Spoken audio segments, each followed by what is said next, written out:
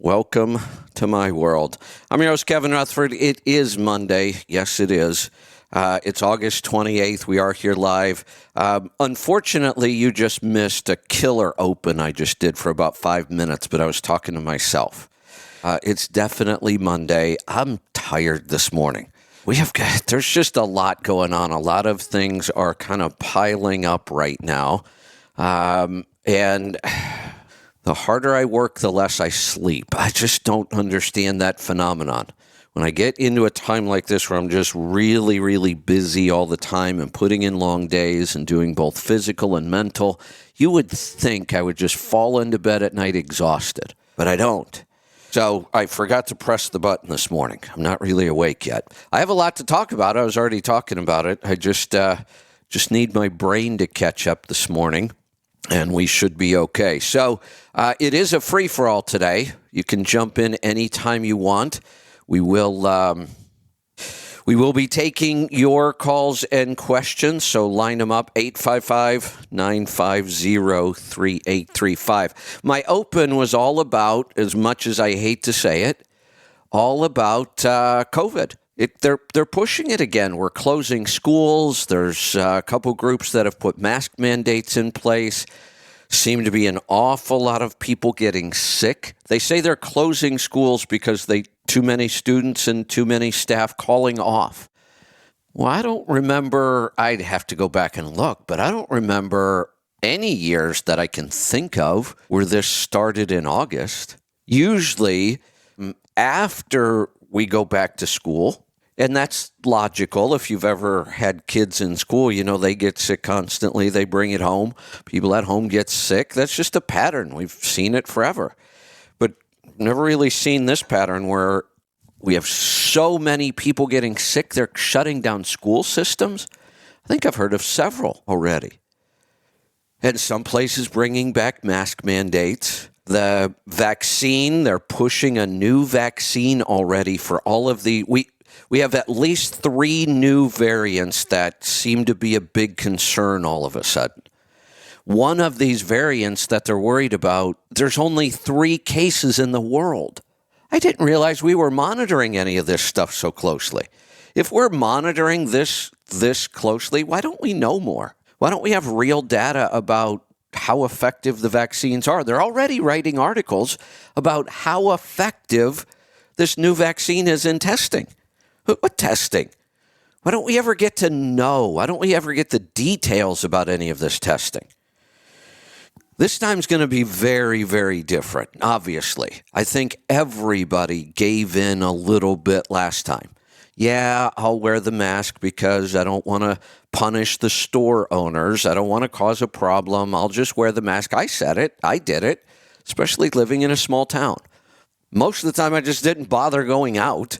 I can order everything I need, but when I did go out, if it was local, I put the mask on. Not this time. Not going to happen. That mask is not going on. And clearly, the vaccine is never an option.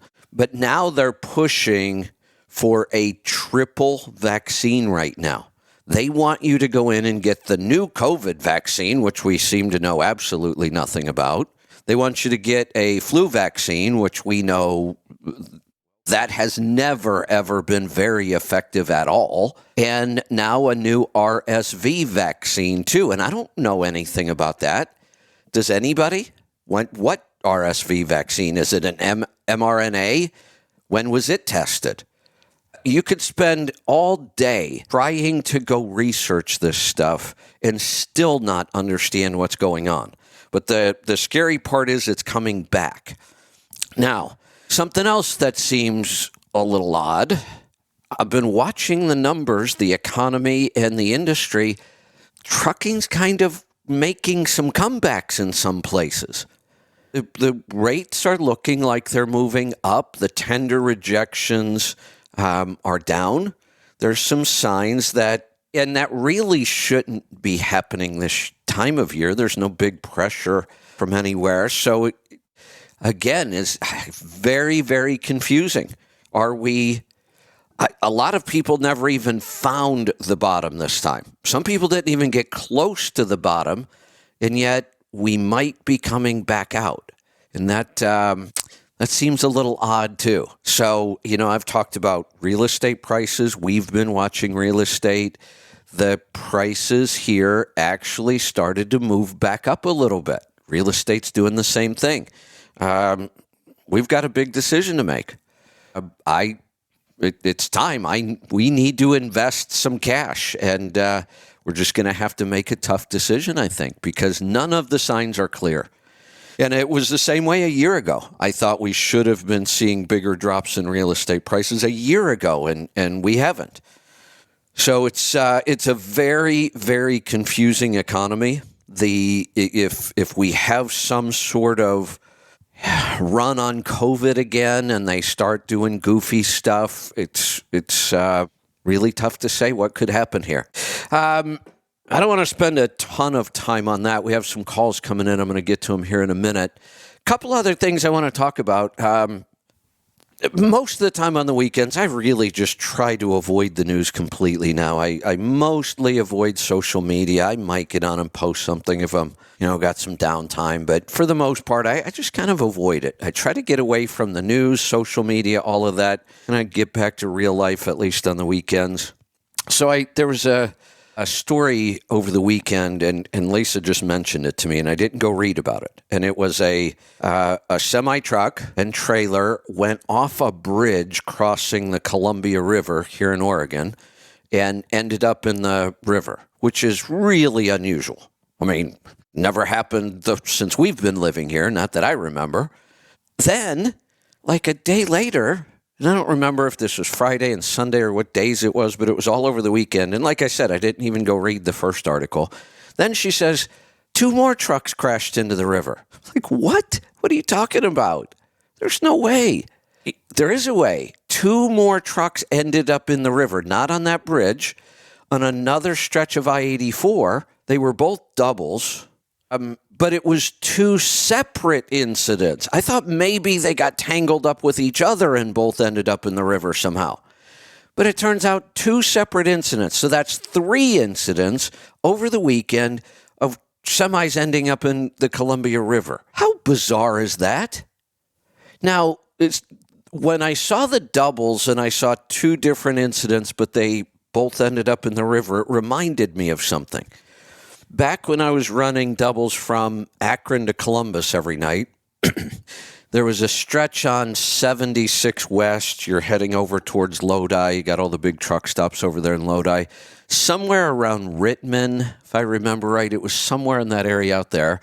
They were doing construction, and they had created a crossover lane through the median. So the westbound would cross over to the eastbound side, and you would run in one lane over there. They had the barriers down the middle. No big deal, except the first couple of nights I was heading out that way in the crossover lane, there was a set of doubles on their side in the median, right through the median as they were crossing. And I thought, wow, that's bad. A couple nights later, there was another set in there. Again, same thing. And a couple nights later, it happened again. Now, those are just the ones I saw. I don't know how many got messed up in there, but they had to rebuild that whole crossover lane.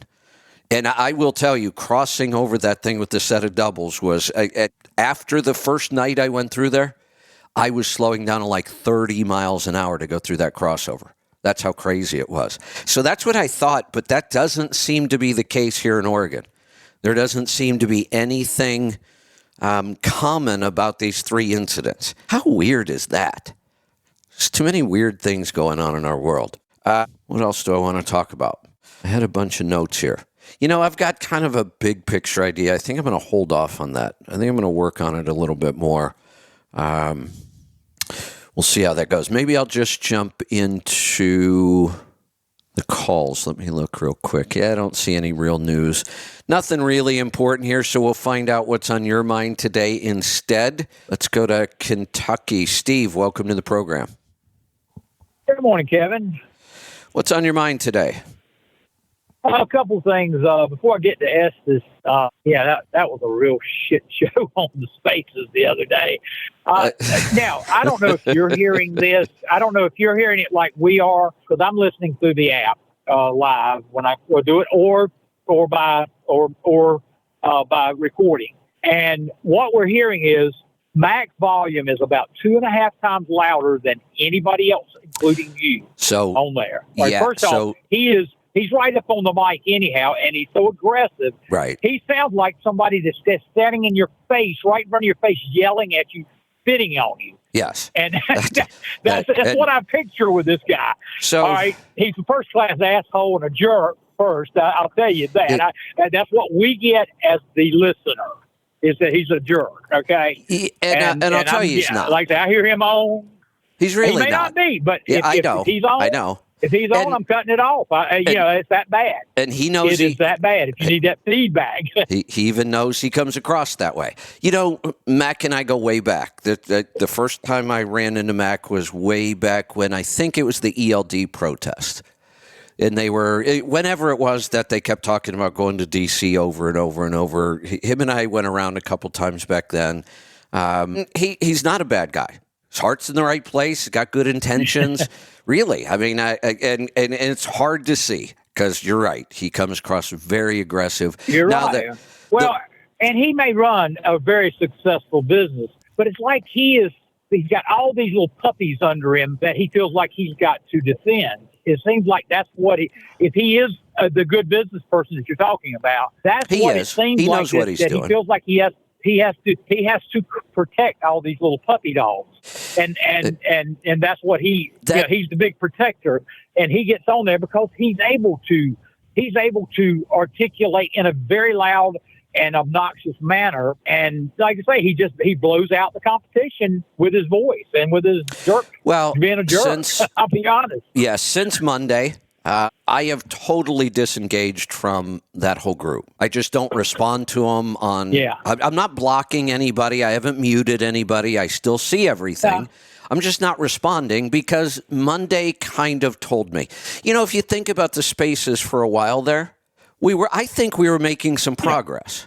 You know, we weren't screaming at each other. We might once in a while, but no big deal. I mean, each person was getting to get their point across. We were kind of coming to some agreements on some things. And then we kind of came to some areas where we said, look, we'll probably never agree on this. But we were still kind of talking, and it was somewhat civil. And I was encouraged by that. Monday and all of the posts since kind of last Friday. And that's why I did Monday, because the post on Friday went off the rails. You know, look, you can tell me my ideas are stupid all day long. Doesn't bother me a bit. But when you start attacking my character, I'm going to disengage because that's just not useful in any way. So when they start accusing me of being part of the whole collusion idea that we're controlling rates, now Craig Fuller and I are in collusion to help the big brokers and big carriers control rates. The minute you start those personal attacks, I'm done. I'm just not going to keep doing this. Yeah. So I disengaged. They're still spewing all kinds of stuff. I saw a bunch of stuff over the weekend, how I have hate in my heart and I've never helped anybody. Those are the kind of statements they make. Oh, I know. That's completely useless. Now, I will. There's one guy in their group that's very respectful. He gets his point across. I don't agree with him all the time, very much, but he's a very nice guy. It's Tex. The guy he seems like the kind of guy that would be a good guy to sit down and talk to. You know, no problem. Yeah, like I say, Texas seems like a very nice guy, very respectful when he's on there with you, even though he disagrees with you. Well, no, let me clarify something though. Let me clarify something. Uh-huh. His posts are some of the worst. He was the one that called me out at fraud over and over and over. Fraud, you're morally bankrupt. Yeah. He went deep into it. Is that when he apologized? But that's what he does. Yeah. This is what he does. So on the post, it's Dr. Jekyll. On the space, it's Mr. Hyde. Oh, I'm sorry. I didn't really mean that. Okay. You know, well... But then 15 minutes later, he goes and makes another post, and he's making all kinds of crazy personal attacks. like the morally bankrupt. You're a fraud. Wow. You're ripping people off. He's the one that posted I was in collusion with Craig Fuller. Wow. But then he comes on the space, and you're right. He's like, I'm sorry, we don't need to do that. Right. Yeah. So I just need to disengage from the whole group. Well, I reckon I thought it was going somewhere. It's not. Yeah. Yeah. It seems like when he gets to talking, he seems like a very nice guy. But I agree. I don't. Look, they're going to disagree with everything in the group. It just got to be such a shit show last week. That was bad. I wanted to talk a little bit about Estes. They have always been a company that I put up at the top of the hill. I agree because of the way that they have comported themselves over 3 years now. The fourth generation right now is the CEO. The fifth generation right now, he's out of college, but all of the ones that have been CEOs started out sweeping the docks. They started out doing that. They worked on the docks. They did yard jockey work. They did all this stuff. Now, the family made them go to college and get transportation logistics degrees and business degrees. But then they came back. They didn't go right into management. They came back and started driving a truck. Yeah. They drove local. Their CEOs, every one of them there, know exactly what it's like when the old man in 1931 started that company. They know that they know what that driver's going through because they've done every job in that company. And that's why they will be around. Now, I was at Carolina Freight from 81 to 94. And in 89, when Old Man Beam, who started in 32, he was like Estes. They all started about that time, And when he died in 89, the son-in-law went out. He had an MBA from Duke. He went out and bought a corporate jet. And I knew then the beginning of the end was coming. It didn't take 5 years from there. I knew it. I just knew it then. But the funny thing was Old Man Beam has ridden in my truck before. Oh yeah. Old Man Beam wouldn't fly. He would not fly. So at their home office in Cherryville, which was about 5 hours from where I am, they had about 24 trucks that had a jump seat over there. LTL trucks didn't have anything over on the right side, except if they had that little box there, a little box air condition, it might throw a little cool air out maybe. But they had about 25 trucks with a jump seat. If Old Man Beam wanted to go visit a terminal, he would ride with the drivers. And he rode with me one time, and I think I took him up to Brooklyn or somewhere. And I asked him, I said, why don't you fly up there? He says, I know what's going on in my company by sitting down riding 10, 12 hours with you guys, 10 hours with you guys. How smart. And us talking, and I'm listening. And that's exactly what he did. Smart. And that's why Estes is still here, because the old man from 1931 is the same guy, fourth generation, that's CEO right now, and is a billionaire. And that's so rare. They have no debt. Debt. We've talked about that pattern of family businesses when it gets to sometimes just the second generation can screw it up. A lot of times it's the third. Oh, yeah. We've talked about it. There's a story about Arrow. I talked about that one. It's pretty common, and that's just not in trucking. That's every business. Yeah. But there are some that do it right. Character. and this sounds like it. I'll give you another one. The guys that own ATBS, the Amons, three brothers, Todd and Jeff and Matt. Oh, yeah. They grew up in a family-run trucking company their grandfather had started, so they were third generation. Their father took over the company, and it just kept getting better. Great trucking company. Those three grew up exactly like you just said. They were doing stuff in that trucking company as soon as they were old enough to be able to hold a wrench or roll a tire or drive a truck or move stuff around the yard or whatever it was. And they grew up working in that company. And then the same thing. They went to college, got finance and business degrees, and came out, and that was a totally different story. In fact, they made the company successful enough, it got bought, and then they started ATBS and made that really successful. And the interesting thing was, I've told the story, Todd had lots of money to start ATBS. They had sold that trucking company for a lot of money. And yet Todd didn't act like he had a lot of money to start a company. He started it in his basement with one employee. He was doing the bulk of the work. And he, I talk about traveling in the coach because it's just nice to be able to get around the country like that and meet people. And I hate flying. And he kind of did the same thing, except he went out and bought like a old raggedy $20,000 Bounder RV and piled his whole family into it one summer, and they went around camping, and he would stop and visit every trucking company he could find. That's how he started it, even though he had all that money. It was an incredible and that's story. What they do now. I mean, they just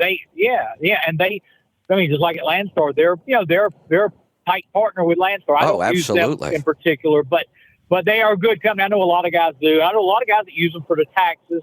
I tell everybody, do your own profit gauges, and then let them or somebody else. I like your group up in Washington there. I like your group that you've got affiliated with. They're great guys up there. But I tell them, let them do that. I'm not as wild about their accounting now because it's gotten more AI about it and stuff. I like the person to do their own accounting so they'll know those numbers. Yeah, exactly. So when they call Kevin Rutherford, they can answer your questions. Nobody else seems to be able to answer those. But that thing with Estes, so they're the fourth largest LTL company now that Yellow's out of the way. Hey, and they're, I mentioned Estes had put in a bid of $1.2 billion for Yellow's terminal. The next day, one of the other LTL companies, who was it? Old Dominion put in a bid at $1.5 billion. Now that's another fine company. Now, they're publicly traded, so we get to see everything about them. But I actually know the CEO there. We have a family friend. We have family friends that we've been at a couple of weddings in their families together before. Yeah. So I've talked to him fairly extensively, and he's down to earth. He's that's a very, very big company. Those are big moves. He's a down to earth guy, but the people that work for this guy, they say he's down to earth with them too. But it wasn't just because I was at a wedding with him that he was down to earth with me. But they say that he's like that. Yeah. Well, here's what that 1.3 and 1.5 did. It gives them a floor. They will have an auction later, and they may even actually, now that they see what it's kind of worth, the bottom right now is 1.5 billion. Right. And if it sold the whole thing, that's what Old Dominion would pay. So now the bankruptcy court is mulling whether or not to break them up into lots and putting them up for bid in certain lots. Yeah. Estes bought a lot of terminals from ABF that were Carolina terminals back in '94. That's when they started growing. Actually, when I started in '81, Estes was a 4-state company. There were Maryland, Virginia, Richmond's where their home office is. North Carolina, South Carolina. That was it. They were very regional. They are all over the country now. They're even in Alaska and Hawaii. I mean, they're all over. Here's one of the reasons LTL is such a difficult business and such a different animal, and a lot of people don't understand. You think about giant, truckload carriers. They don't have a whole lot of real estate to manage very often. They might have some drop yards here and there if they get big enough, but for the most part, a couple terminals, if that. Some don't even, some run out of one location. LTL is all about managing real estate, something that has almost nothing to do with trucking, but it is a huge part of that operation. You have to have terminals, and terminals are expensive. That's a much more you go to rent one. animal. It's about $700.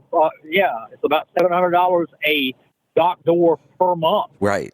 If you go to rental, that's a nowadays. whole different animal. That's very expensive. You get your terminals in the wrong place, or it can really cost you.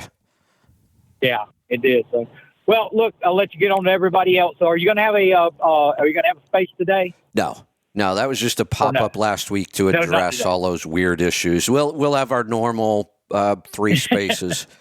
Thursday, Fridays. Yeah. So it's Wednesday and Thursday, Friday. All right. Yep. Okay. All right. Well, we appreciate everything y'all do. All right. Thanks for the call. Let's grab another call. Hey, we got phone lines open. Normally the calls are slammed by now, but we've got lines open. Jump in and join us. 855-950-3835. Hopefully I'm starting to wake up a little bit here. I am tired. I talked about it once in the open, but nobody heard that one. We've just been really, really busy lately, and it's not going to change. We've got a lot going on, and everything's coming to a head all at one time. We have our big trip we're trying to plan. We have a small trip we're trying to plan up to Bellingham. My son and his wife are going to have a little girl here soon, so we want to get up there for that trip before we leave on the big trip. We'll probably be taking off out of here in October, but they're not going to get our coach done till September 29th, so that's cutting us a little close on that because I also need to take another short trip, like at least a weekend in the coach, because you always find stuff wrong. This is the most extensive work we've ever done on it. It's been in the shop since last November, if I remember right. No, maybe I got it in early in spring. It's hard to tell now, but it's been in there a long time. So when it comes out, we need to get a trip done. So that's 2 trips we have to schedule before the big trip. And there's a lot going on everywhere. I'm actually shutting the garden down early. Unfortunately, I have to. I've already started to shut the garden down, but there's a lot still to do.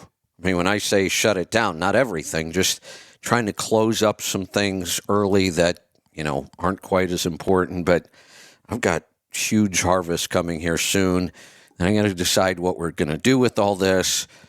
And we got to get out of here by about October 10th or so in order to make all the travel work. So it's a hectic time. And unfortunately, for some reason, when things get like this, the harder I work, the less I sleep.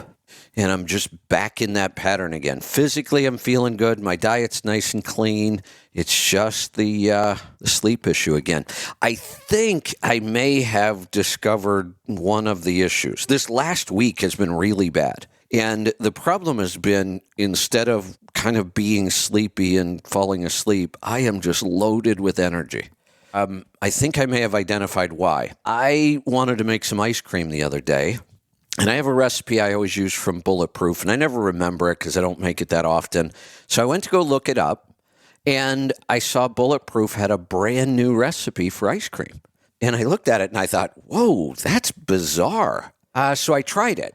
I don't know how to describe it. It's not great, but it's not awful either. I kind of liked it in a weird way. And then I thought, okay, I think I can make this better. So here's the idea. We might as well just call it Bulletproof ice cream. It's got equal parts butter and coconut oil. Now, this is ice cream. Normally, when I think of making ice cream, I think of what base are you going to use? Are you going to use heavy cream? Are you going to use half and half? Are you going to use a mixture? Or are you going to skip dairy completely and make it with coconut cream, which I really like? I would rather not consume a ton of dairy. For one thing, it's always hard to get good quality dairy. So I like coconut milk ice cream a lot, coconut cream ice cream.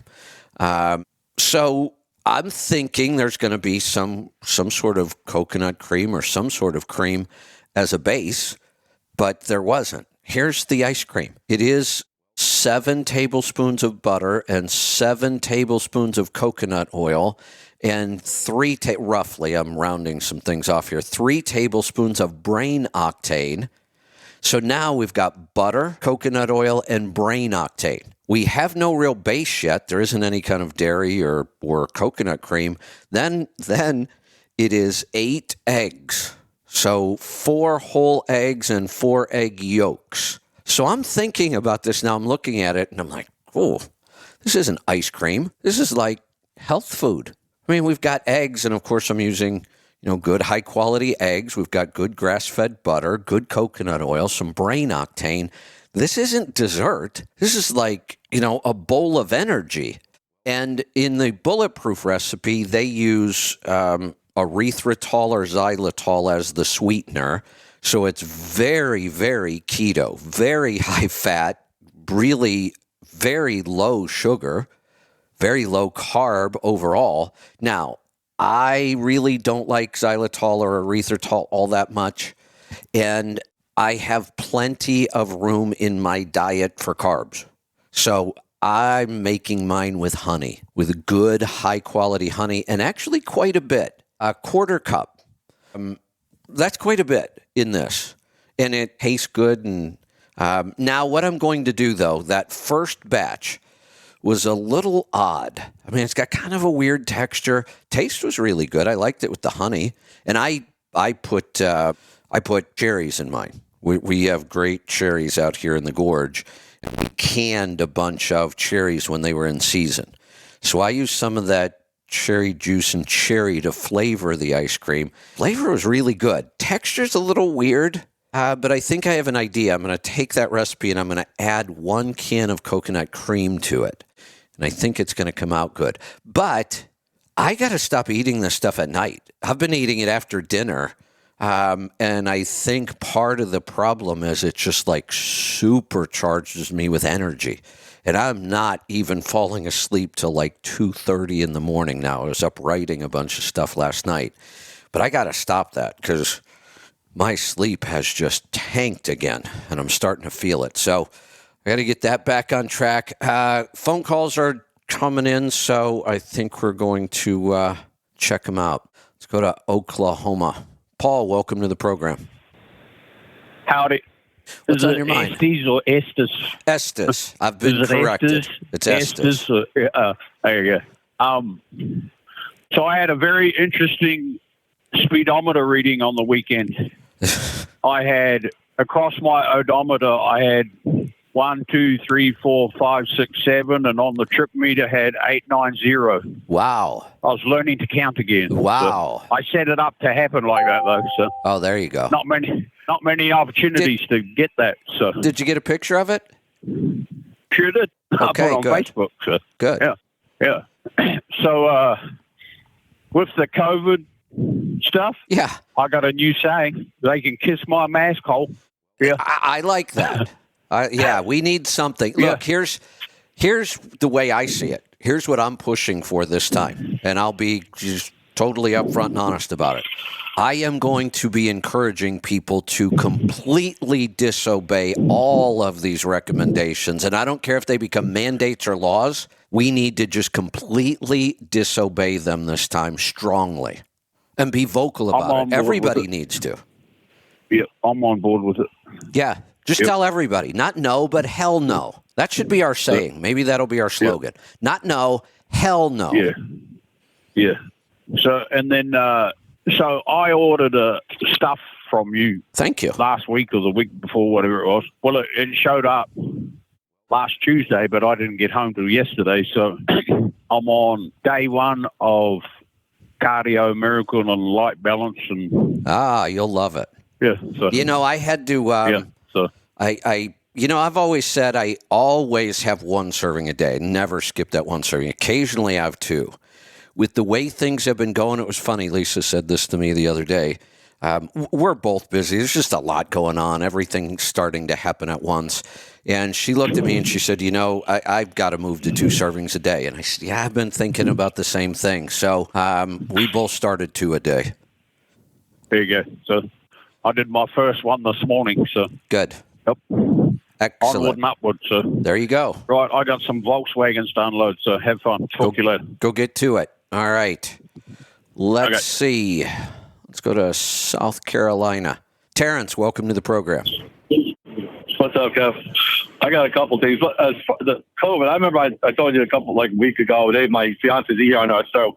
They were actually giving out home test kits to her.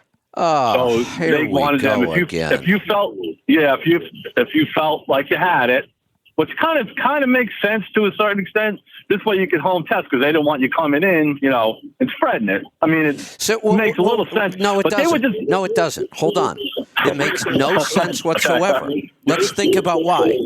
Did we ever tell anybody to test for the flu? No.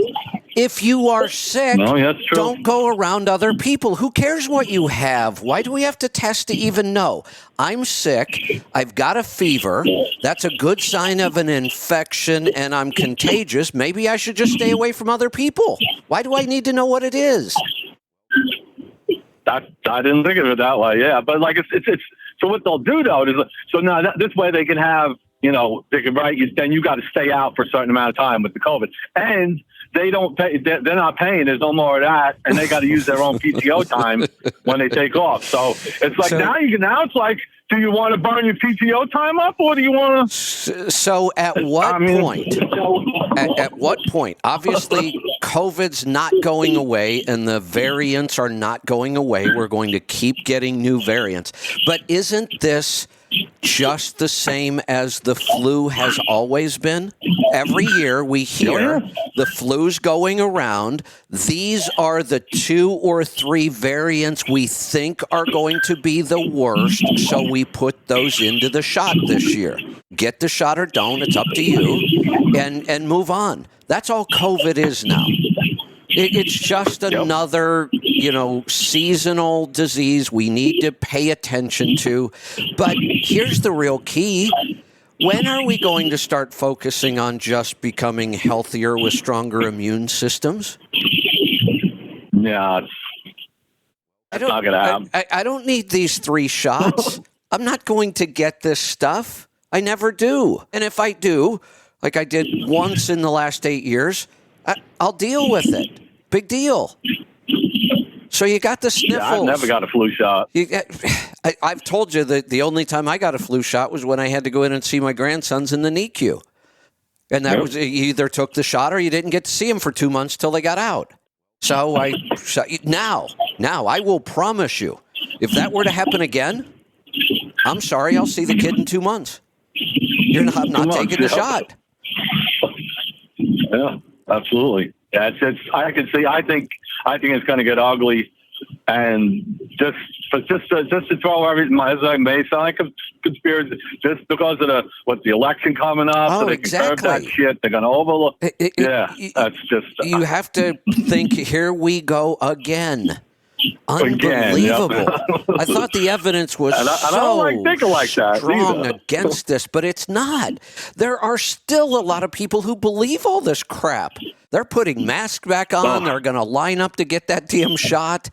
Unbelievable. The best is down here. You see them driving around in the car in South Carolina with that mask. I'm like, what in the hell are you with that? All right, so... All right, so the reason why I called now, I've been doing the honey, fermenting the honey, and I've been doing it in ginger. So now, when I go to make that into a paste, right, the ginger that's in there, how do I do that? All I do is throw it in a good. Now, you should have a good blender. Ginger can be pretty tough. I don't know that I'd want to do this with a cheap blender, but any of the good blenders, I've got a Vitamix, the Ninjas, or those kind of things, pretty powerful. You just throw it in a blender and start it with almost no liquid, and then start adding your brine as the blender's running. And you just want to get enough brine in there so that it actually blends and starts to come together. You just need enough brine to bring it together like a paste. And then you just run it in that blender till it's nice and smooth. Okay, then that's so basically just like the salt and water brine. That's it. Just pour it in just enough to get it to its working paste. All right. Yep. Cool. All right. I'll let someone else get in. Thanks, Kev. You're welcome. Thanks for the call. I've actually been doing a lot of fermenting. Studio. All right, boy, it really is Monday. I hung up on myself. I went to, I can't wait till we can finish our own software. I need a way that this can't happen because it happens more than it seems like it should. Right when I go to click on a caller to hang them up, they hang up, their line disappears, and I end up clicking on my own line and hanging up on me. So in our software, we have to design it so that can't happen. Aaron, if you're listening, you got to separate in the software, we've got to get my line separated. So there's no way to avoid it. It's a timing thing. Just as I'm going to click, it moves, and then I hang up on myself, or I hang up on one of our guests. I've done that before, too. All right, we'll get back to the calls. We've got lines open. Jump in and join us. 855-950-3835. I'll hang out as long as you've got calls and questions. Let's go to Iowa. Brandy, good morning. Good morning, Kevin. So you're talking about the trucks going off into the river and then the crossover. So I'm going across Iowa. I was turning their Interstate 80 at some point into 6 lanes. And as they do that, they're moving the interstate to the right. And as they've done that, there's a lip. And that lip, they said it was like 2% grade. And my point is basically, it's like if you're not paying attention, you had your phone in your hand, your feet on the dash, out the window, or a cigarette, you may find yourself going off the road because you weren't aware that there all of a sudden was going to be a drop in the grade on the road. And I brought this to the state's attention, to the DOT's attention. They won't do anything about it. This is basically, well, that's what it is. And but it was just basically to tell you that it possibly is that the new road construction is not exactly designed for people not paying attention. You know, I had another experience like this, and it was a whole different year, but it was in that same stretch of road I was just talking about, 76 west. Well, I was actually coming back east on this time, but between Akron and Lodi, that stretch there of 76. And I was coming back from Columbus, so I was heading eastbound on that stretch, and it was like 3 a.m. with a empty set of doubles. And there was a bunch of construction, and it was just really rough. I mean, the levels kept changing, and it was just a really rough stretch. And you're in one lane with barrels on both sides of you. It was just ugly. And this is the first time I ever had this happen, and it was not a good feeling.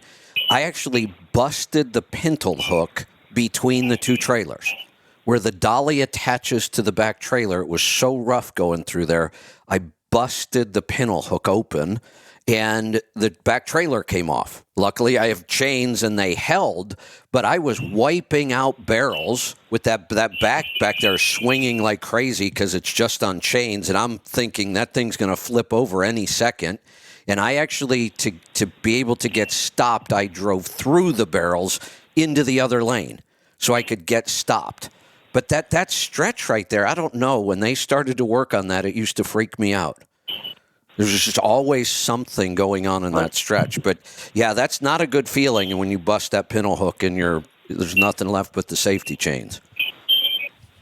Yeah, they've had a lot of doubles crash over by Coraville, actually landing on the concrete barriers because of this thing, and brought it to their attention, but they don't seem to be interested in a driver's testimony. Yeah, so probably not. Just thought I'd add that to your story. All right. Thank you. All right. Thanks for the call. Let's go to Massachusetts. Todd, welcome. Hey, Kevin. Where else can you get egg ice cream and COVID shots all in one show? Exactly. I don't know. Exactly. That ice cream's kind of interesting. Yeah, it sounds like something I should try at some point. I do eat, 8 or 10 eggs a week, so I might as well put them in ice cream. Yeah, I got thinking about I'm making this ice cream, and I'm looking at it, and I'm like, wait a minute, this isn't dessert. This is like a really healthy, high-fat meal. I mean, eggs are one of the most nutritious foods we can eat, and there's 8 eggs in this ice cream. And of course, I'm going to use. What was the base? I didn't really call about that. But what is the base? Here's basically the whole recipe. I don't think I'm missing anything. It's 8 eggs, so it's 4 whole eggs and 4 egg yolks. Then it's 7 tablespoons of butter, 7 tablespoons of coconut oil, like 2 2/3 or right around 3 tablespoons. I just put in 3 tablespoons of brain octane. And then the only other thing, if I remember right, is just a sweetener of some sort. And they used erythritol and xylitol. And I don't really like those. And I have plenty of room in my diet for more carbs. And I love honey. So I put a 1/4 cup of honey, which is quite a bit. I mean, I usually don't sweeten stuff that much. But It's really good. And then I had, a few more carbs because I put cherry in mine because we got such great cherries here. My next batch will probably be blueberry because I have some awesome canned blueberries that we did. So for me, it will probably, I'll always throw in some sort of local berry or, it was good. The texture's a little weird. So I'm going to try adding a can of coconut cream. I think that might fix the texture. But boy, when you think about this, this is like a crazy, high-fat, healthy meal.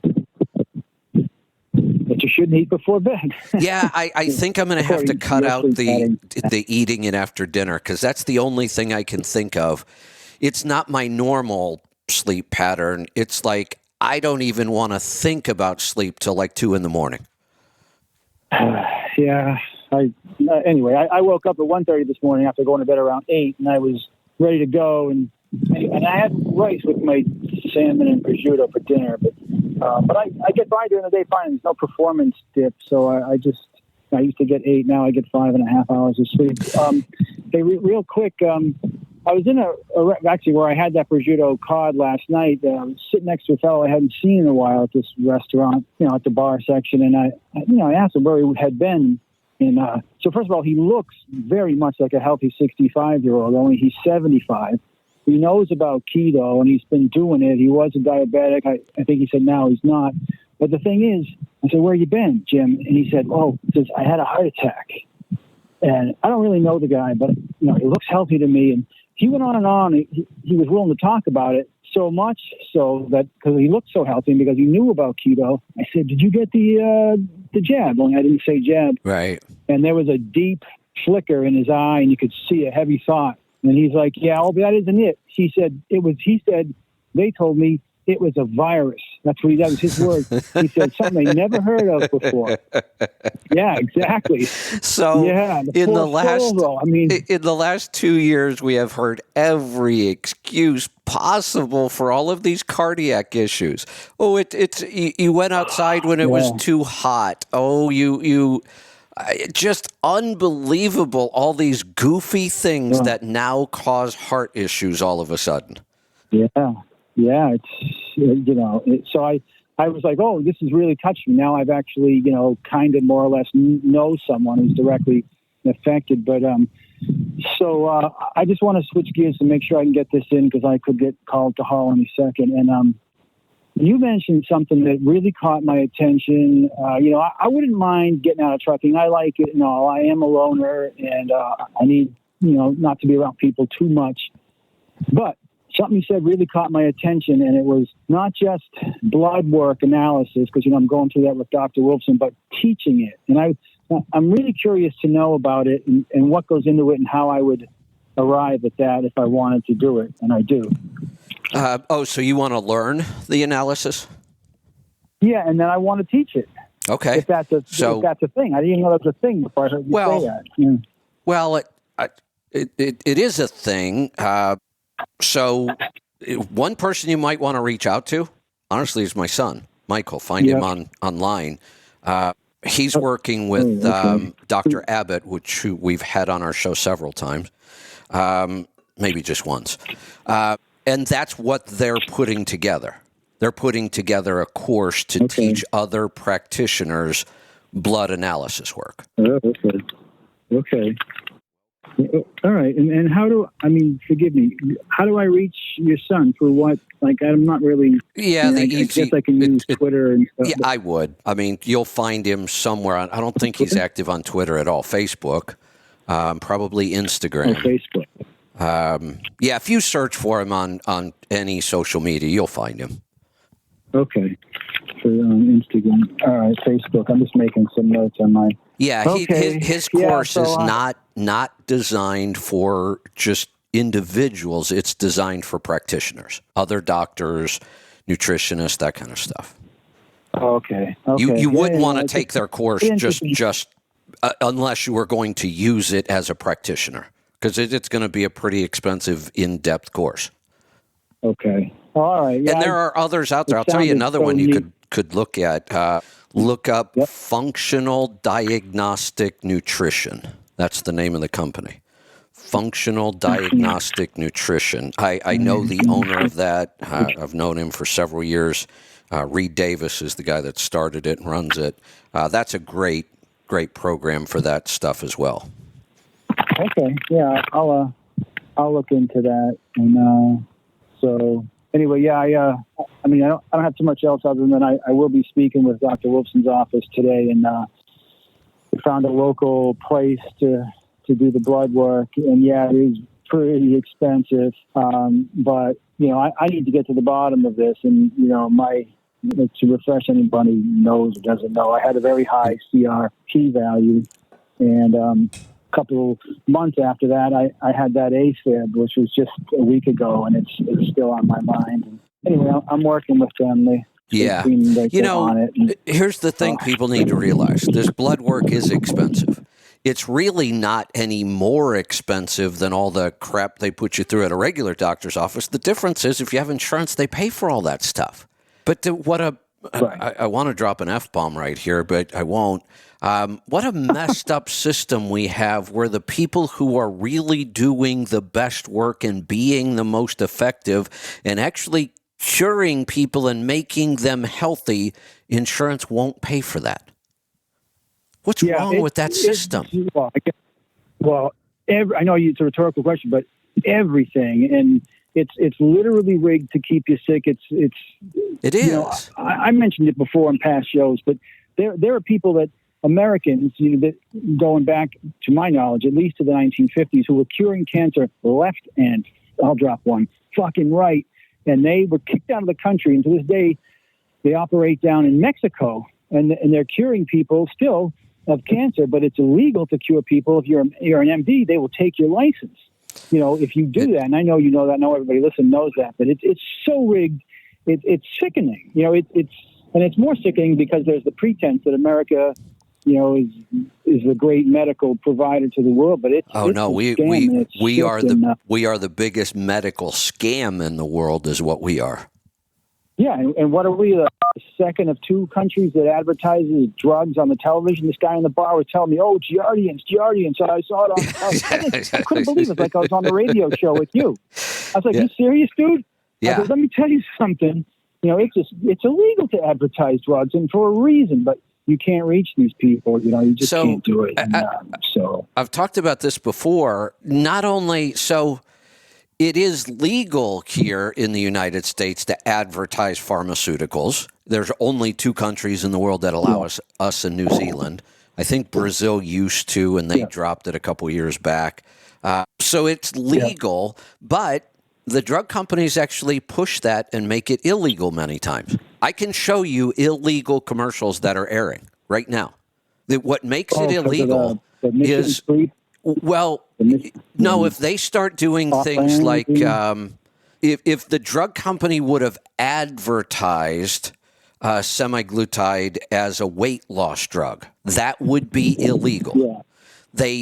Doctors are allowed to prescribe any drug for any condition.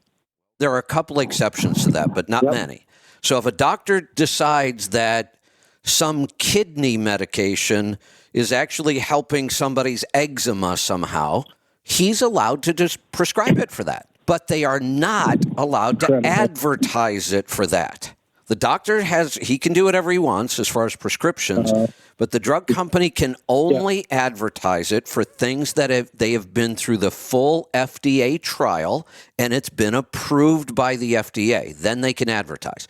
Well, I can show you commercials that are illegal. And you'll say, well, how does that work? Well, they just pay the fines. They don't care. They do it because they'll make more money advertising the drug than they will have to pay in fines. Why do we even have the FDA if this is how the system works? Yeah, totally rigged. Yeah. Someone posted an article about aspartame this morning on the Tribe, and I happen to know that airline pilots are not allowed to drink Diet Colas because of the aspartame, because I don't know, 1 in 1,000 cases it can cause seizures, but the FDA says it's okay. So, okay, but I'm not for airline pilots, but for everybody else to consume. And I didn't know that about pilots, by the way. Yeah, you can look that up pretty easily. They're not supposed to or not allowed to drink diet called the phenylketonuria. Something like that. This stuff's toxic. I mean, there's no doubt. And it has been linked with neurological disorders like MS and some other things. It's a neurological issue is the problem, right? Yeah. And but like we were saying, the system's rigged, and the FDA said it's okay. So, I trust them. But anyway, it's breathtaking how rigged it is, and it's worse. You can't reach people. It's just I don't know how you reach a random person. There's an expression that, like, when the student is ready, the teacher appears. So if someone becomes desperate enough, I guess, like that guy in the bar, he would have listened to me, but he wasn't having it. And poor soul. I don't know if you're still there. Did I lose you again? No, you're here. Go ahead. Okay, so anyway, I wish all of us, I'm sure, wish we could reach people, even people we live with, people we love, can't always reach them. Well, my message going forward, and it really hasn't changed that much. I just think I'm going to be more forceful about this message this time around. I had really hoped we were just done with all this. It would fade into the background like the flu, and everybody can decide every year if they want to get their shot or not. But that's not what's happening. Yeah. It looks like this is all coming back again, whether it's the election, who knows. But the only solution I see for individuals, and the only thing I'm going to just keep pushing, is you better do everything you can to make your own self as healthy as you can be. Because everything else is working against you. Everything is working against you. So the stuff we talk about on Wednesdays or any other time now is critically important. I can't think of a more important thing to focus on in this world right now is just your own health. Yeah, big sigh. Yeah, I know after what I went through in the ER a week ago, and it's like you sit there without your health and you have your nothing. Life is Right. absolutely scary. Yep. But there, and it's a little bit, I think it was a little bit worse in my case, only because I've been doing it all right, all grass-fed, all grass-finished, and now, oh, by the way, I've added fruit back. I keep seeing Saladino said after, by the way, his last name is basically Salad. It strikes me odd, but he said, after he wrote his book, he said he wrote it in 18 months. And, he was just into carnivore, maybe like I am and a lot of people listening are, and he wrote the book, boom. But, life goes on, and he kept tinkering, and now he's like, he eats fruit. And I told you that Mercola supposedly buys 60 pounds of fruit, 60, each week, and eats it. But Saladino, fruit and honey. So I thought of you when he said the honey, and, so I'm adding fruit in because go ahead. Yeah, I don't know that fruit especially is really adding to my health. I mean, I'm not eating fruit because I think it's healthier than not eating fruit. I eat fruit because I really enjoy it. I live in a place where we have amazing berries. I got berries growing all over my yard. There's berries everywhere. I like them. I like almost all fruit. I like it a lot. So I add a little bit in each day. And honey, there's a chance honey is adding to my health. Honey's got some pretty unique properties, and I've always, I have used honey as far back as I can remember, usually in my tea or to sweeten other things. So I don't think there's any big health benefits. Maybe there's a few, but I've also found that for me to add some fruit and honey back in, there's no downside. So I get to enjoy it. I get some more variety in my diet, and I don't see any kind of a downside to any of it. Yeah. And like you say, when you're metabolically healthy, you should, go ahead, and you're doing it long enough. And I thought I was, I'm, metabolically healthy, and maybe I am. We don't know what's causing that high CRP yet. But I would tell you, I was talking to Dr. Latanza in Dr. Wilson's office, and she saw some blood work that I had done privately on my own last June. Before any of this stuff happened to me. And she mentioned, I thought I forgot the range for diabetes, but I forgot, anyway, the number I had for my A1C was 5.6. I thought it was pretty good, but I had forgotten that 7 was diabetes. And she told me 5.7 is pre-diabetic. And I was glad she told me, because wait a minute. On lowering that. There's one thing we've got to be careful of here. I could go. Yep. I don't feel like doing it right this minute, but you could go do it. There are calculators that will convert your A1C back to an average blood sugar. So you can put in your A1C and it will tell you what your average blood sugar would have been in numbers like 110. So you can convert it back. Here's the thing I would be careful of. I should probably go do mine. We have to remember people who eat low carb, high fat tend to have higher resting blood sugars. Fasting blood sugars, not resting. Higher fasting blood sugars. We almost never see those 60s and 70s, but we also don't see the 160s and the 170s. We tend to stay in a tight range, but it's a higher range. And I think it may correlate to about a mid-5 A1C.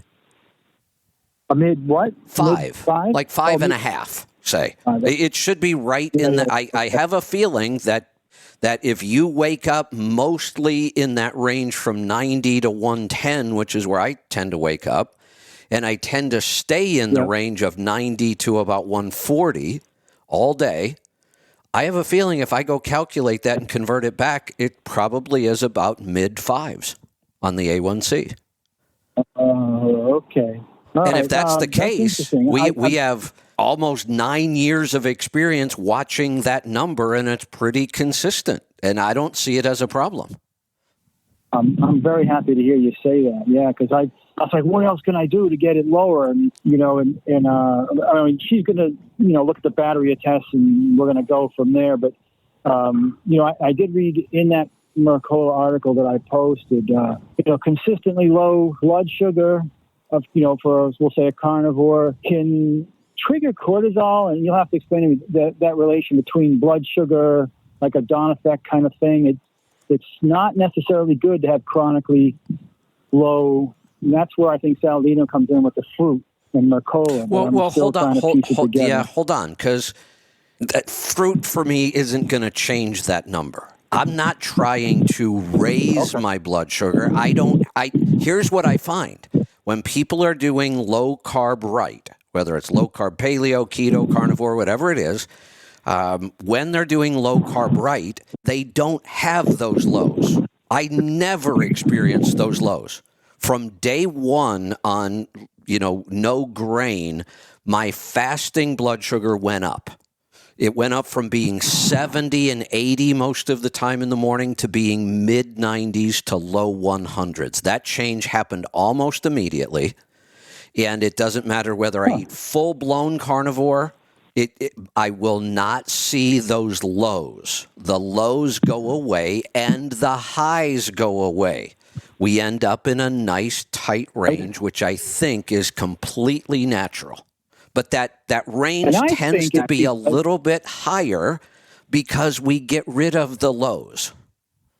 And could it be, and I think it is, you'll tell me, that it's a little bit higher because even though we have for fuel fat and sugar and the dirty fuel of alcohol, the brain runs on glucose. It doesn't run on fat. Am I right? Without glucose, we would die. So if we don't consume glucose, think about this. If your body couldn't produce glucose, we would not be able to fast. We would die. Because your body runs out of glucose in about 24 hours, maybe even less. If you stop consuming glucose, your body runs out pretty quickly, and we would die just because we tried fasting. But our body makes its own glucose. Now, the idea was maybe it makes a little more overnight, and then you wake up with this higher number. In reality, it doesn't really matter why. It's so consistent. We've watched it over and over and over. I don't really need to know why. I just know it's going to happen. Yeah. And it's not a problem. My blood sugar's been like this for 9 years. In the 90-110 range. Oh, okay. Yeah, well, I mean, I guess, the brain has to have it, right? It can't run on fat. It has to be glucose, right? The brain uses a lot of ketones, so our body takes the fat we consume and creates some ketones out of it, and the brain loves ketones, but the brain also needs some glucose. So what was your A1C? Did you say 5.7? It was 5.6. 5.6 works out to a average blood sugar of about 114. Oh, okay. So that's pretty good. What's diabetic? 140? We start doing damage when we stay in that over the 140 range. Anytime our blood sugar starts going over 140, you can start to see glycation and some of the other issues. So now, averages can be deceiving. You could have a full-blown diabetic and their average might be 114 because they'd have big highs and big lows. See, this is the problem with average. You have to have the background data so you can see what that average really means, or it can be deceiving. Somebody could be hitting 180 and 60 and end up at about that same 114 as you're getting, but your range would be more like 90 to 135. Yeah. But you can still come up with the same average. So that's why you will see some practitioners or people look at this and go, well, that's still elevated. I don't think it is. So is the A1C problematic in that sense, too, that you could have a 180 in there and you'd never know it? It's a 90-day That's why it takes us 10 years to diagnose a diabetic using A1C only. That's how bad that measurement is.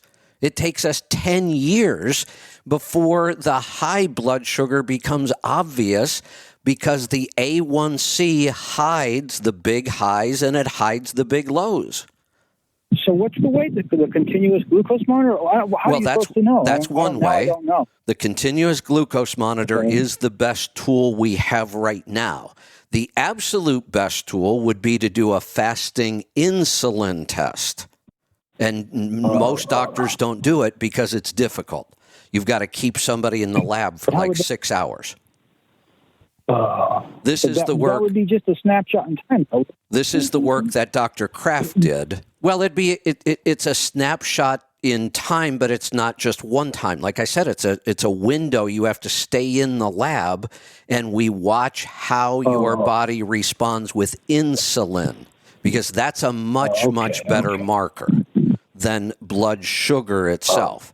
Dr. Kraft, if you want to go read about this, go look up Dr. Kraft.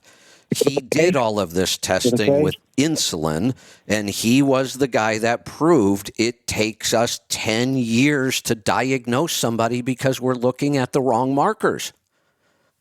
Is he the one that said I could make you fat with insulin alone? It may have been. I don't remember. Yeah, but we absolutely can. We could make somebody fat, or we can make them really skinny with insulin. Don't let the pharmaceutical industry take insulin away completely, and somebody can eat all the food they want and never gain a pound. That's what happens to type 1 diabetics. That's one of the first clues that somebody has become a type 1 diabetic is they start losing weight for no apparent reason. Yeah, we've all seen those people. I have. Yeah. Anyway, I wish I could lose some freaking weight, but I don't know. I'll look up Kraft and Dr. Abbott and his son and go from there. But it's good to know that's 114 range for me because I don't eat anything that's junk.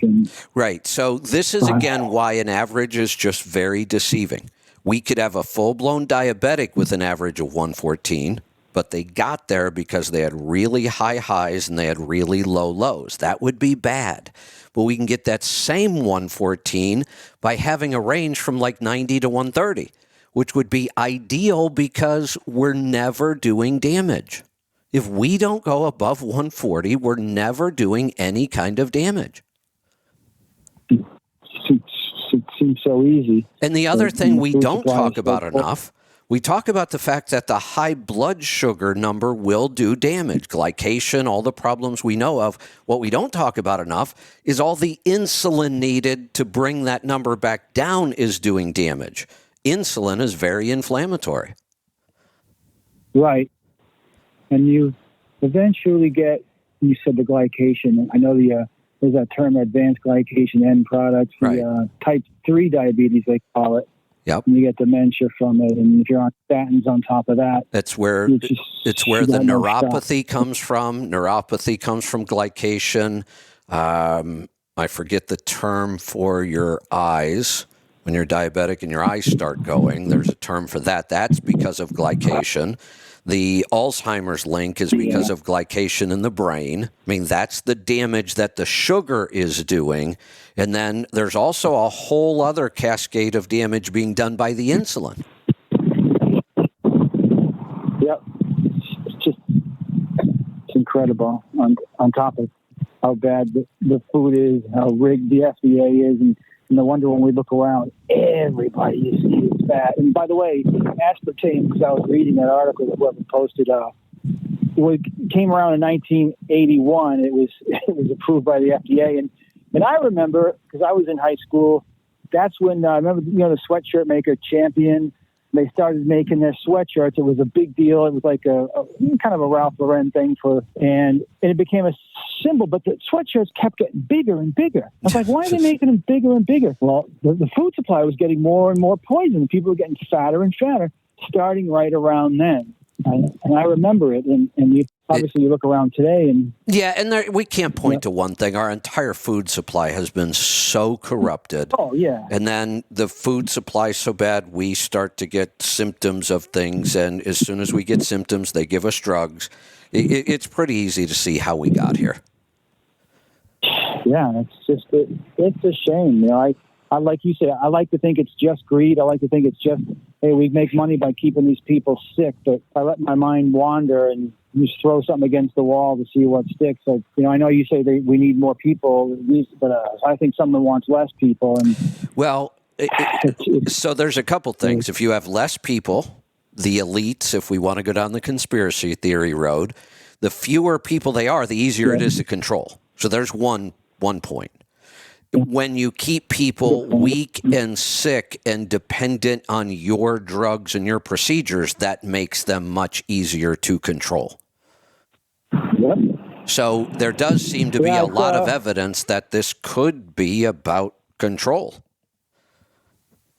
Unbelievable. Yeah. And any money you do get goes to the hospital. I saw a comedian I don't know when, a year or 2 years ago, talking about millennials or people younger than that, and said, something like, you're in rough shape when an old dude like me can wipe out your entire generation with a bag of peanuts. Yeah.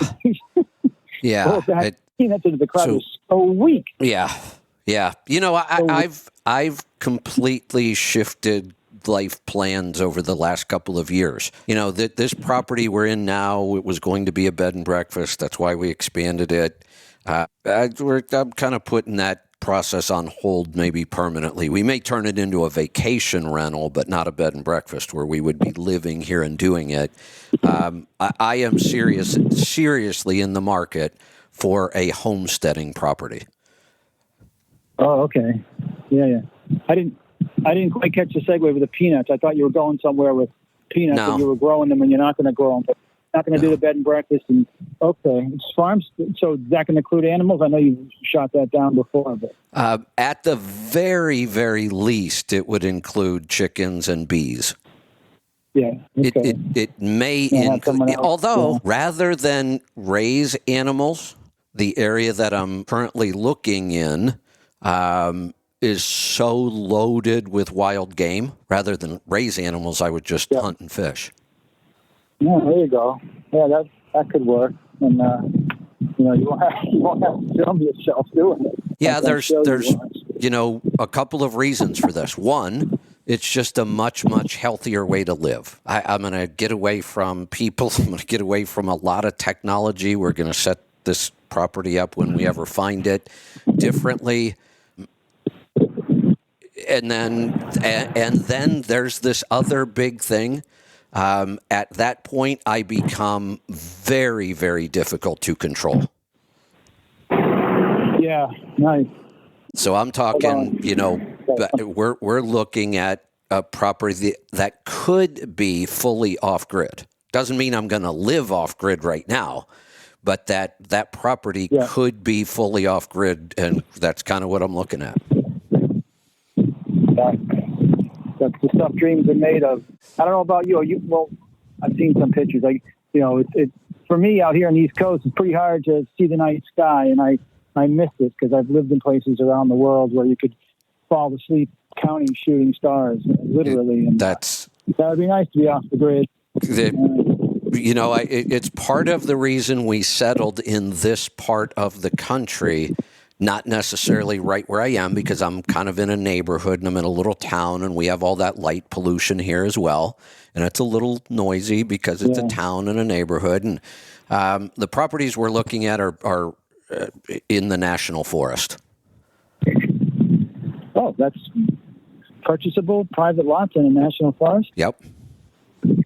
Oh, that's pretty wild, huh? Yeah. Yeah, but when you think about it, I mean, this is a big area of national forest in the Pacific Northwest. So really clean air, really clean water, no light pollution, no people, lots of natural wildlife, great water sources, wells that will never run out and are super clean, lots of sunshine in the summer. And if I have a property with a well, I can water it all I want. So yeah, it's starting to come together. We just have to find the right property. Excellent. Yeah, you could have a great YouTube channel based on that. It would probably fund the whole thing. Really, just kind of doing even more of the homesteading kind of stuff. We do quite a bit of it right now. We can a lot. We grow a lot of our own food. We ferment stuff. We pressure can. We water bath can. We dehydrate. I mean, we've got a lot of it going on, but there's another level still, and that's what's next. Yeah, that sounds so great. I lived overseas. I want to get back to the point where most of the time I'm actually heating and cooking with wood, like every day. That would be the norm. Yeah. Just the smell. Every now and then, and even this summer I've done it, I take a magnifying glass and get a bunch of sticks and leaves and I burn it just for the smoke of the, you mentioned burning wood. Right. It's intoxicating in a good way. Right. I think it takes us back to our hunter-gatherer days. It as hell does something. It's like transcendent or something. Yeah. We just every new research project I do, whether it's stress or sleep or the immune system or whatever, it always comes back to the same stuff. It is our modern lifestyle causing the problems, our food supply, the way we live, all of it. And the closer we get back to that really simple, but a lot of hard work. But the hard work is kind of what I'm looking forward to. When it becomes the norm that you go out and chop wood because that's how you heat your home and that's how you cook, that now we get back to that constant daily activity. Nobody needs a gym at that point. That's just good, healthy outdoor living. That's what I want to, that is what I am looking forward to for my semi-retirement, because I doubt that I'll ever retire. No trucking joke pun included. Right. It reminds me Henry Ford stole from Mark Twain, I think. Chop your own firewood and it will warm you twice. Yeah, that's right. I don't know who said that, but I've heard that one. I like it. Yeah, I think it was Mark Twain originally, but yeah, and good stuff. Go ahead. Yeah, and even the idea of, I thought about raising some animals. You could have a cow and a pig and maybe a couple goats, and you wouldn't have to have a ton of land to do that. And it's not a bad idea, but I thought, wait a minute, I'm in an area where that wouldn't really be necessary. Wouldn't it be even healthier to actually hunt and fish for my food? Yeah, that would be just the brain gymnastics alone every day, figuring out how, where, and when to capture, and the physical and the fresh air, and it's all good. It's a total balance. It's perfect. And I just believe that wild game like elk, we're loaded with elk up here, That has to be healthier than any breed we've domesticated. Oh, hell yeah. Oh, hell yeah. And it might not taste as good, but you can add Oh, fat I to it, I love guess. the taste of wild game. The only thing about wild game that you have to do, you have to add a lot of fat because it's almost always really lean. Yeah. The way we should be if we lived that life. Exactly. Yeah. Right. Yeah. Not like Fat Boy Todd.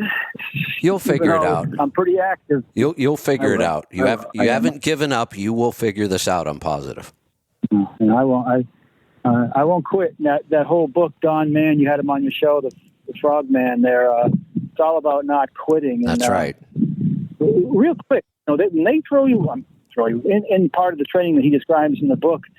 And they tie your hands behind your back and put you. I don't know. I don't think he went into that kind of detail. But say the pool is 15 feet deep, and you push yourself to the surface, take a breath, go back down, take a breath. Your hands are tied, and he didn't come right out and say it, but I think he means you pass buds if you keep going till you're completely physically exhausted. Obviously, a guy like that at that age group and he could probably do it for days. I don't know, hours, 20 hours, whatever it is, until you're so physically exhausted that you essentially drown and the safety diver pulls you out. Right. But if you came out one push from the bottom early and got yourself to side, I don't think they would pass you. Maybe they want to know you won't quit. Till you're, I get it. It's pretty incredible. I mean, you got to trust someone. Literally, it gives me the chills just thinking about it. And anyway, I'm no Don Man, but so far I haven't quit, and I'll try and figure out that what great the hell lessons. is keeping me fat. Yep, great lessons. Yeah. All right, Todd. Going to cut you loose. Calls are starting to pile up. Keep them coming. 855-950-3835. We are off to Iowa. Jackie, welcome. Hi. Well, I'm semi-retired. Yes, you are. I talked about you the other day. I know. And then that guy says I was broke. I was like laughing, going, what? Where did that even come from? Yeah, I said, no, that's not the case. Not at all. Oh, God, that was hilarious. I was like, wow, okay. And I love your model. You did it your way. And it's very different than most people would ever think of. You could have found a way to, put some other run into that other week, but you kind of looked around and said, hey, wait a minute. Life's a little more than just working all the time. You bought a house cash. Last year was kind of crazy. Yeah, you buy your vehicles cash, and you work half a year. But I even like the way you work a half a year. If I decided to work half a year, I would do it the way you do it. I wouldn't work 6 months and then take 6 months off. I would do it like you do, work every other week. What a great schedule. Yeah, it really is. It really is. It's good. Yeah, I know. I was hearing that story you were telling, I think it was last month or something, about some lady that went out of business or whatever. And I'm like, geez, she never would have handled what I went through. I mean, I was just dealing with a parts shortage, and I'm like, oh, well, I'm just going to buy another truck, and I'll figure out the other one when I can. And so now I got 2 trucks sitting around. I spent like $81,000 in a little over a month, between 40 for the truck and then 41 in repairs, and then getting things the way I wanted it to be. My little upgrades and stuff like that. The beauty of that is that you were able to. Yeah, exactly. That's the beauty. You can. But that's what I've done, several times, like you said. At 2008, 2009, I saved up all my money, and that's when I bought that pickup truck, was in 2009. And that's when people were having the biggest problems. Exactly. Remember, that year was not very good. It was great for me. I put $30,000 away in my savings account, and then I went out and bought a brand new pickup and paid cash. Yeah. 2 years later, we bought the house. That was 2011, and I paid cash for my half, and Joel financed his, but that was the weird part, too. You talk about interest rates. He paid as much in interest as I paid for my half of the house. And he only financed it. He took 10 years to pay it off. He paid that off in 2021. So. Oh, excellent. But, yeah, so it's totally done. But, and then same thing. Hey, Jackie, I don't think you mind, because I know I've heard you tell the story before on the air. You were homeless at one point, weren't you? I was. That's before I started driving a truck, though. But yeah, I did. I lived in a tent and I fished for my dinner. Like Yeah, and I tell that just because I want people to know The people we talk about here, the success stories, the good numbers, the great business models that I like, you and Matt, and we talk about so many people like this. Most of them, in fact, almost everybody I can think of, including myself, started with nothing. I didn't have any advantage. I didn't have any cash. I was broke. I didn't know what I was doing. I made all kinds of mistakes. So I want people to understand that the success stories we hear, the people themselves are not unique. They don't have any certain special advantage that you don't know about. In fact, many of them probably had less advantages than a lot of people listening. You don't. I mean, I was actually anything. like 60,000. I was about 60,000 in debt when I started trucking, and then I was just a company driver. It only took me 2 years to pay all that off. Wow. So I started driving in 2001, and by 2003, that was already paid off. And then I started saving my money. And then when I bought that truck in March of 2005, bought the company truck that I was driving for the 3 previous years, it was $25,000. And I had that in the bank, but I was like, I'm not sure if I'm going to need for repairs or whatever, because Right. I knew the maintenance that Covenant did. I knew it was going to need some stuff and whatever. So I just elected to buy it through a company. It was a third-party lease and, pay them. But I paid it off in 14 months. And I was glad that I did it the way I did it, because I had to put 20 grand in the motor. I had to put a bull gear in it in July of 2005, and then I rebuilt it in December of 2005. So it was good that I had the cash. And just so people know, and still paid the truck off by 2006. just so people know, you still have that truck, right?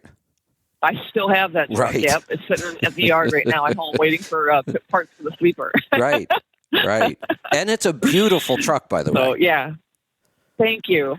I love my truck. It's really getting old, and the graphics are fading, and it's not as pretty as it used to be. I had some pictures the other day that came up on my feed. It was like 10 years ago at the truck show, and I'm like, oh my God, look at my truck and trailer. It's so pretty. I know. But it's not pretty no more. The trailer's all faded with fuel, and everything else is washed the paint off, and but boy, it's pretty rough. But that combination has served you well. Yes, it has. $25,000 truck, $15,000 trailer. Still have the trailer as well. It just turned 2021. Yeah, this is 2023. So yeah, wow. It was made in August of 2002. So wow. Yeah, it's 21 years old. And I had it since 2006. I bought it in 2006. Great stuff. And I guess we're supposed to be looking at an oil sample, right? And this is actually for my friend's truck. Yes. Oh, okay. So I was going to say, oil samples. Hopefully, she sent both. Yeah. So I'm looking at the second one right now, which is the most current. It was actually sampled on the 14th of this month. So that should be the brand new bottle of oil. My question about that I was going to say, what is weird about this sample here? How many miles? And then I realized there's no miles on it. Really weird. Nothing. There's nothing. It's brand new out of the bottle. But look at that silicon. Oh, 10. Wait a minute. 10. Wait a minute. 10. Something's wrong. That can't be. I asked him. I go, wait a second. Did you, was anything dirty? He's like, no, it was a brand new bottle on both a bottle of oil and the bottle for the oil sample. He said he was careful. He didn't have any problems. But I'm like, how in the hell can it be 10 right out of the box? So this is bizarre because this person has a long history of oil samples. They sample a lot, which is good. They sample a lot. Like I'm seeing samples in here at 15,000, 17,000, 15,000, 5,000, 9,000. Because he's had fuel dilution. Right. Look at his fuel dilution. That's why he does so much. And we're trying to figure out this fuel dilution. And his fuel dilution wrecks his viscosity. Correct. I have almost the same fuel dilution on the 2001, and it doesn't wreck my viscosity. So is the difference the OPS 1? Yes. Because I got the OPS 1. Yep. That's exactly why. And it's burning up. Okay, so I told him he needs to get an OPS if he's going to keep those injectors, because he's put a few different injectors in. He's had the engine rebuilt a few different times. I don't know. This poor guy, he's been through hell and back, and I don't know what to do for him. This is what's really weird about that silicon number being 10 on a new bottle of oil. I'm looking at 1, 2, 3, 4, 5, 6 of his oil samples, and it's never been 10. Right. So how does that happen? How did we start with more dirt than we end up with later? And especially with no bypass. If he had a bypass, maybe I could understand that. But he just has the full flow filters that are, 40 microns. You know what would have been and really he's got the interesting? same truck as my other one, the 01 Freightliner with a deep grid. It would have been interesting if he would have sent that sample to both this lab and Polaris. If we would have gotten two to compare, I'm wondering if it was a lab mistake. I mean, I can't think of any other thing that it could be, because it just doesn't make sense. After I asked him if, he did everything to make sure that it was clean, and he said yes, and that's my next thought. It was that it has to be the lab that's screwing this up. Right. Because our test was just going to be for the viscosity, to make sure his viscosity was coming out the way it was supposed to. And it's like 14.3 is what it says. Which is perfect. No big deal. Perfect. That's exactly what we would expect. Yeah, why is he wrecking his viscosity when I have like the same fuel dilution or even more sometimes on my 2001?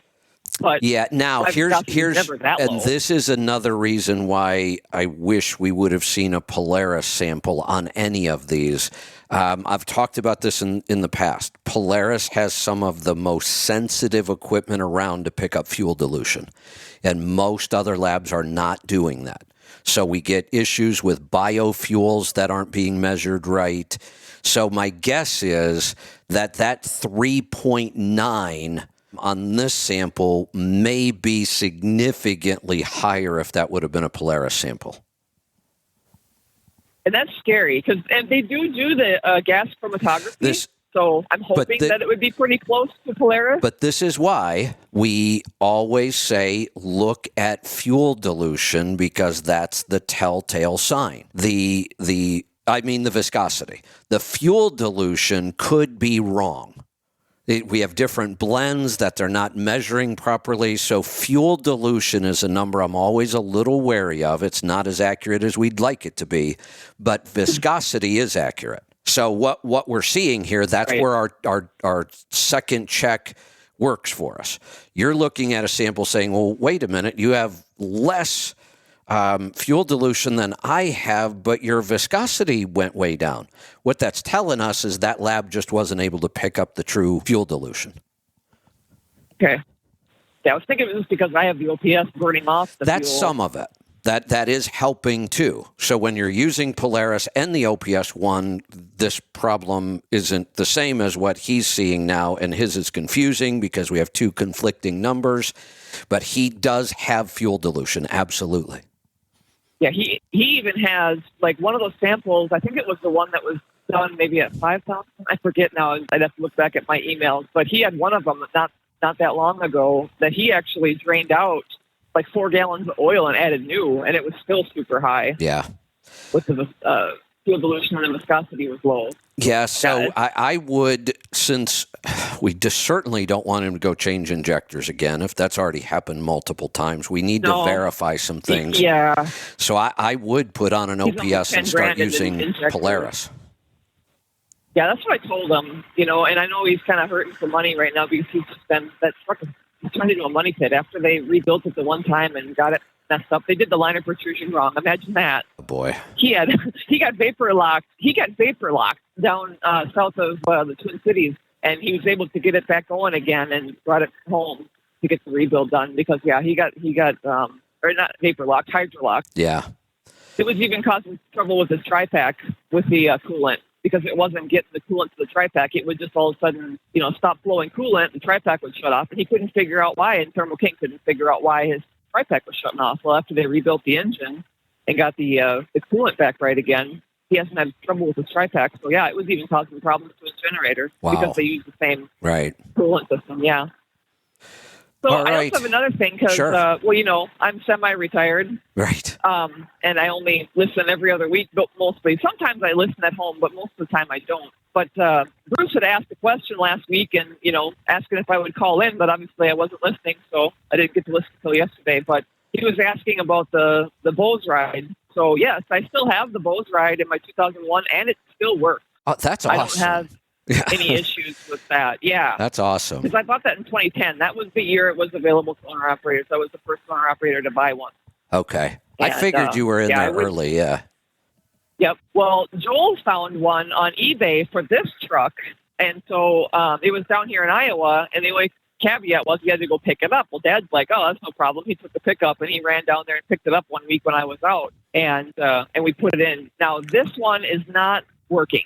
Oh. It's starting to come on. The red light comes on. It throws some codes on the computer back there, but it won't fire up all the way. So we've actually been digging online to try to figure out who has this, because it's changed hands, I think, 3 times now. So both had it originally. Then it went to Clear Motion. Yep.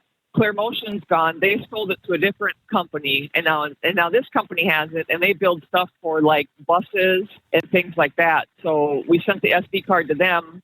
The one guy couldn't figure out nothing out of it, so we're trying to figure out interesting. What exactly is wrong. Because it does come on, but it doesn't throw the green light on it. So I don't red light remember which company, but one of those 2 companies, when they bought it, reached out to us and wanted to talk about partnering again. Motion. I thought it was, and I just said, look, this isn't going to work. We were excited about it. We tried. Yeah, If Bose couldn't pull this off, I kind of doubt anybody else is going to be able to.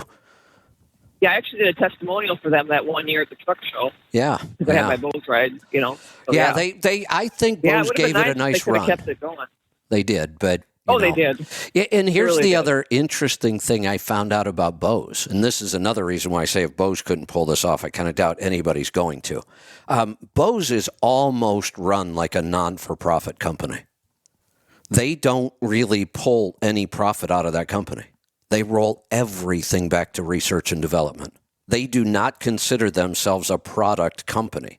They consider themselves a research and development company. And all profit. This is when I was there and Dr. Bose was still alive. I don't know if any of that's changed or not. But I had this discussion with him at lunch. And they are he said, we're a not-for-profit research company. We sell products to fund our research. Yeah, that's awesome. I mean, they make great stuff. I've got their surround sound systems in both the truck and at home, the TV and all that. It's just great stuff. But it's small little things. You kind of know why. If they're not interested in profit, that they're just going to make the very best product they possibly can, and profit doesn't get in the way. It's kind of an interesting model. Yeah, absolutely. Well, that guy you're talking to previous, if he wants to, see the stars or whatever, just have him take a load out west. Every night I go to bed and I stop at these little pull-offs that there's no lights at all. It's just a little pull-off on the side there. And you get to see the Milky Way. It's just great. I remember the first time I experienced this. I mean, I grew up in a small town, but almost everywhere in the country, unless you're really out in the country, you've got a lot of light pollution. And I never realized it. Growing up, I mean, it is what it is. Those are the stars. That's what the sky looks like at night. And I remember the first time I experienced something really different, and it was the first time I went houseboating on Lake Cumberland. When you got out into the middle of Lake Cumberland at night, there was not a light visible anywhere. And the first time I looked up and saw that sky, I was like, what is that? It is such a shock as to how many stars and how clear and bright. And like you said, you could see the Milky Way itself. I never even knew what the Milky Way was. Right.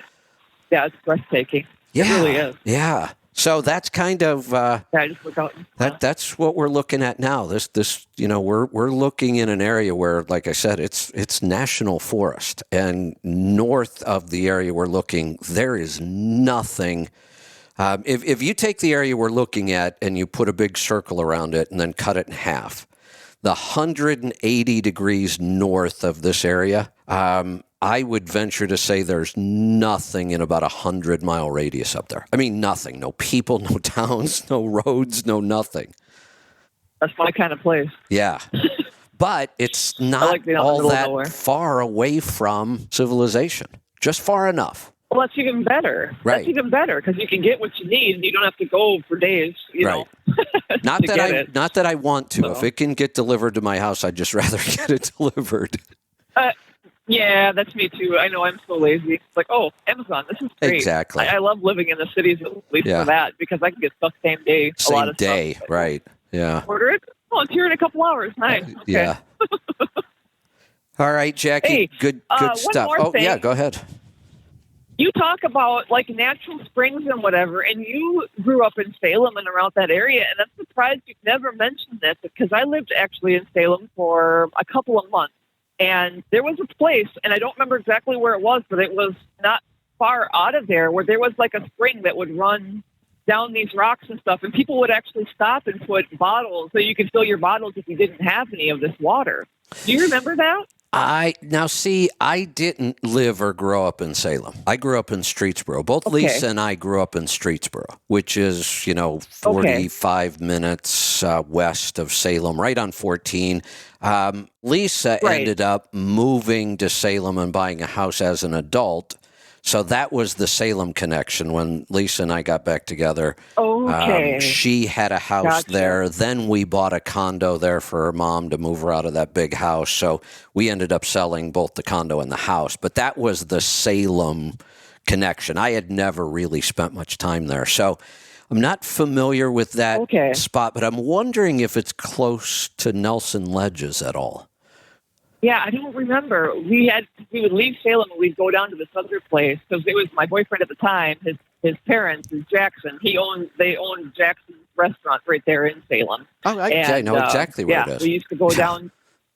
We used to go down this little campground, and on our way down to the campground, like down on Route 9, I want to say it might have been. I love that road too. That's a great road to go fast on. Sounds right. But hopefully there's nobody else coming because there's a lot of curves and stuff. But and there was a nice little spring somewhere back there. And people would bring their bottles of water and, leave empty bottles there in case you didn't have any to fill it. And it was just great water. Yeah, we have a bunch of those here. I see them all the time here because we do have so many springs and waterfalls and great water. There's an area out there called Nelson Ledges. And it's this really unique, there are true rock ledges and like cliffs, and it's just unusual because it just comes out of nowhere, and there it is. The other interesting thing about Nelson Ledges, Bruce and I talk about it because they had a racetrack, and that's where Bruce did when he was racing his Corvette. That's where he did a lot of his racing, was at Nelson Ledges racetrack. Okay, that's awesome. Yeah. Yeah, make sure you tell Bruce tomorrow I still got my goals right because I won't be able to call him tomorrow. Tomorrow's unloading day. I will. I'll let him know. All right, man. That's all I got for you. Good stuff. Good to talk to you. Let's go to Florida. Pat, welcome to the program. Hi, Kevin. I want to continue the conversation of glucose and ketones. Sure. And from the point of view of keto kills cancer cells. Have you heard anything about that? I've heard a lot of things, keto and cancer, and I'm not surprised. I mean, if we go back to the way hunter-gatherers ate, which was more keto carnivore style eating, we really didn't have a lot of cancers. I mean, it was almost unheard of. So I'm not surprised, but there's a couple different reasons or methods. One is that there are some cancers that feed on sugar. Not all cancers do this, but certain cancers absolutely feed on sugar. And one of the ways we detect those cancers is they inject you with pure glucose that has a dye in it. And then they do an X-ray, like there's another term for it, but I can't think of it, looking to find where that sugar goes to, that dyed sugar, because it's going to go to the cancer cell. That's one of the ways they detect it. But not all cancers are like that. There's some cancers that don't feed on sugars. So that's one way a low-carb diet itself does it. But I've also seen some evidence that the ketosis and the ketones itself play a role in this too. The information that I'm looking at or here is I listened to some podcasts, in particular one with Dr. Mark Hyman interviewing Dr. Thomas Seyfried from Boston College. And he wrote a book about 10 years ago that basically says all cancers, no matter what kind they are, feed on two things. And you're right, the number one is glucose, but the other one is glutamine. So using the keto diet, he can starve out a large portion of the cancer and get down to that portion that is just the cancer that feeds on the glutamine. Because when you go to that ketogenic diet, if you can eliminate most of the glucose, your brain and every other cell will work as those old ancestors used to work on. It'll work on fatty acids and ketones. Right. Or the little bit of glucose that our body produces when we need it. Right. Now, you had mentioned the Keto Mojo. They're actually working, I think, on having one that doesn't just measure your glucose, but measures glucose and the ketones and gets a ratio. And this doctor says that you can get your ratio down to 2. What do you mean they're working on one? Keto Mojo's had that for years. That's, I think, one it's not a continuous. I guess that's the word I was missing. Yeah. Now, there is a company in another country that already has a continuous ketone monitor. I found it, and you can't order it here in the United States. One of our tribe members gave me his address in Canada. You can actually order it in Canada. And I just haven't got around to doing it yet. I've got his address. I've got the order in waiting. I just got to go finish it. It's just been kind of crazy around here. Does that also measure the glucose at the same time? I didn't look. My guess would be that it does, but I don't know for sure. I'll have to check. But we know that we're heading to a point where at some point we will have good, accurate, continuous ketone monitors, just like we have continuous glucose monitors. And I'm looking forward to it. I think it's going to be interesting. I've said many, many times, no matter how many times I jabbed myself to take a ketone reading, no matter how many times I blew in my breath meters, I could never come up with any consistent patterns around ketones the way I could around glucose. And I'm hoping maybe that a continuous monitor would help us learn something. Right. Well, I think if the ratio is correct, they say 1 in 3 people is going to get cancer. To me, that means 3 in 3 people know somebody with cancer, if not themselves. Yeah, here's another problem we have with this, or an explanation of why eating this way really does protect you from cancer. One, we said it's low sugar. And any cancer that feeds off sugar is going to have a very hard time or almost be impossible to take hold here. Then there are some others left, but there's another big factor here. The healthier we eat, whether it's keto or carnivore, the cleaner and healthier we eat, the stronger our immune system gets. And what we never realized is that a cancerous cell does not mean we're going to get cancer. A cluster of cancerous cells does not mean we're going to get cancer. We never realized our immune system takes care of cancer. We just thought it was like, oh, well, you got it. There's nothing you can do. Well, no, we have cancerous cells in our body all the time, and our immune system takes care of them. But if our immune system gets weak, then cancers become more rampant. And I don't think it's a coincidence that this jab, the COVID vaccine, weakens our immune system, and now we're hearing reports of turbo cancers. I just saw another one yesterday. Some other celebrity, I can't even keep them straight anymore, got cancer, and within a month, she's almost got a death sentence. Stage 4, non-operable, she's just going to die. And we're seeing an awful lot of this, and I have to believe it's because our lifestyle and all of these vaccines are wiping out people's immune system.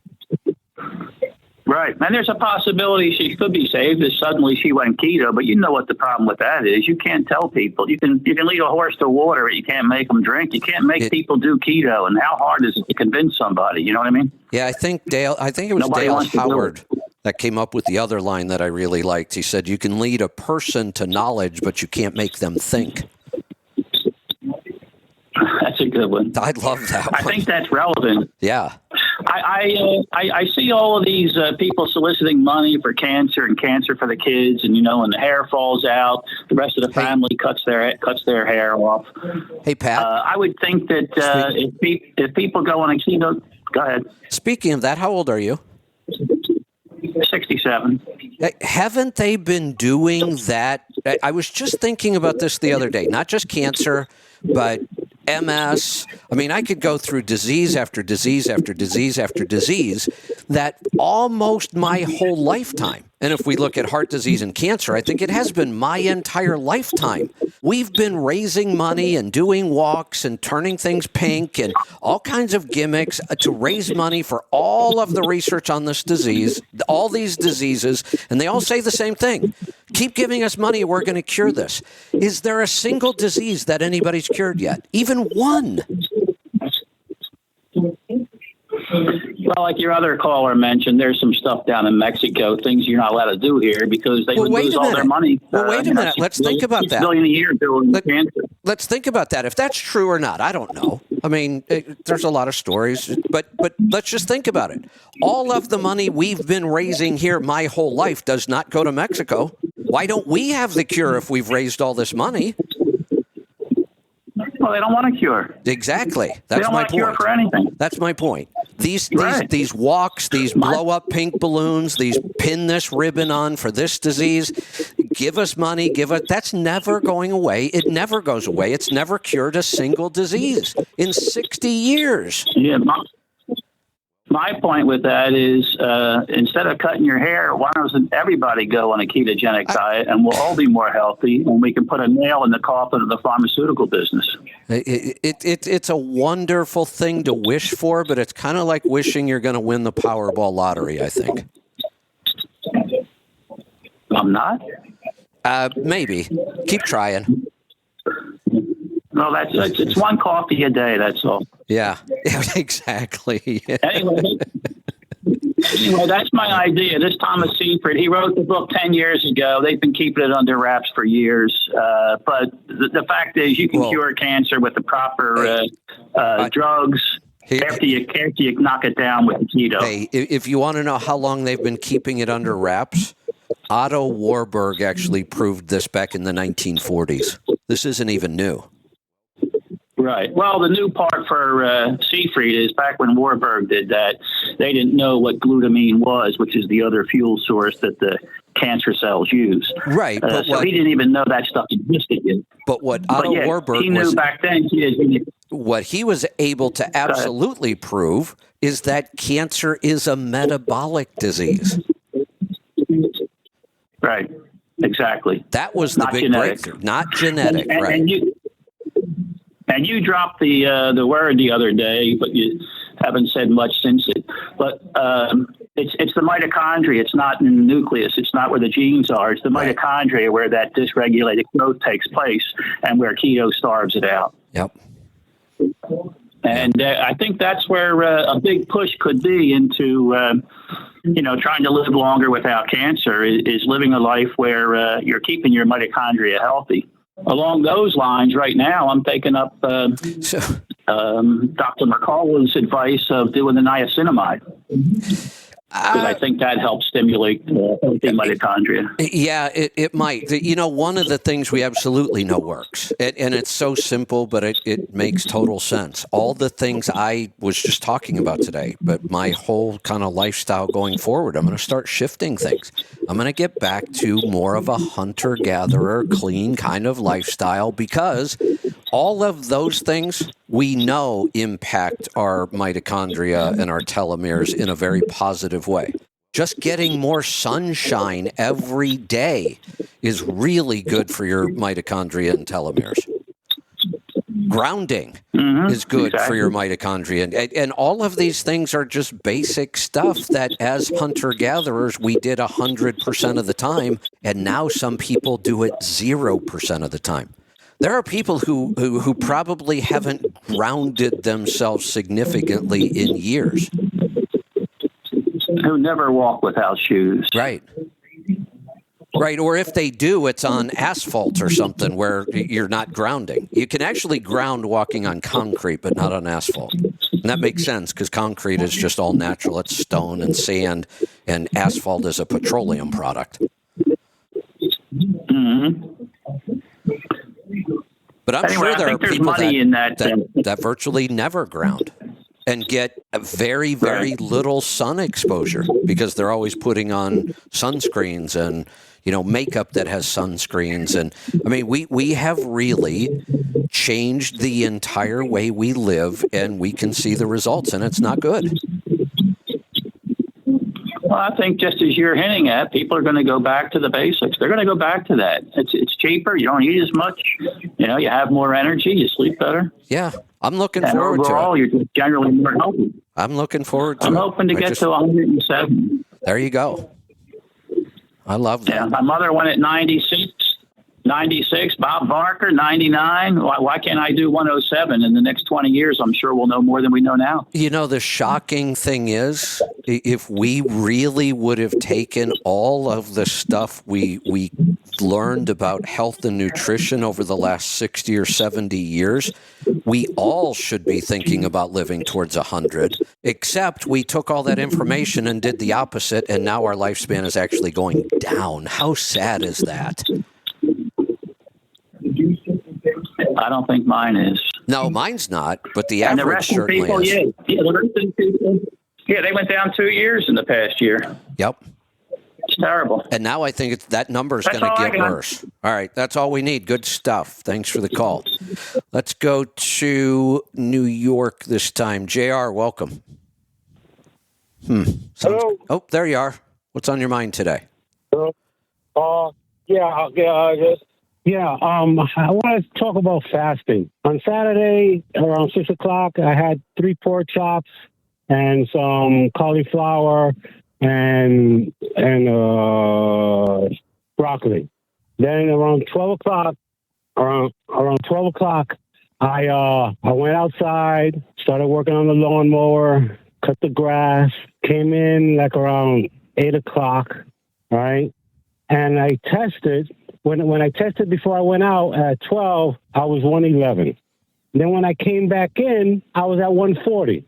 Is that like a normal range? we got to go back, and we have to get really accurate about a lot of things, and you may or may not have documented this well enough.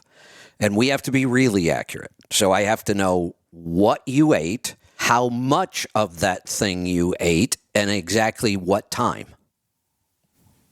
6 o'clock on Saturday. I had the three pork chops. I would say probably maybe like about 6 by 6, round, average, and a bowl of broccoli and cauliflower. Did you put anything on the broccoli and cauliflower? The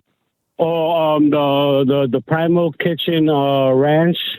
Okay. And anything else, like a kombucha to drink or anything? No. Okay. No.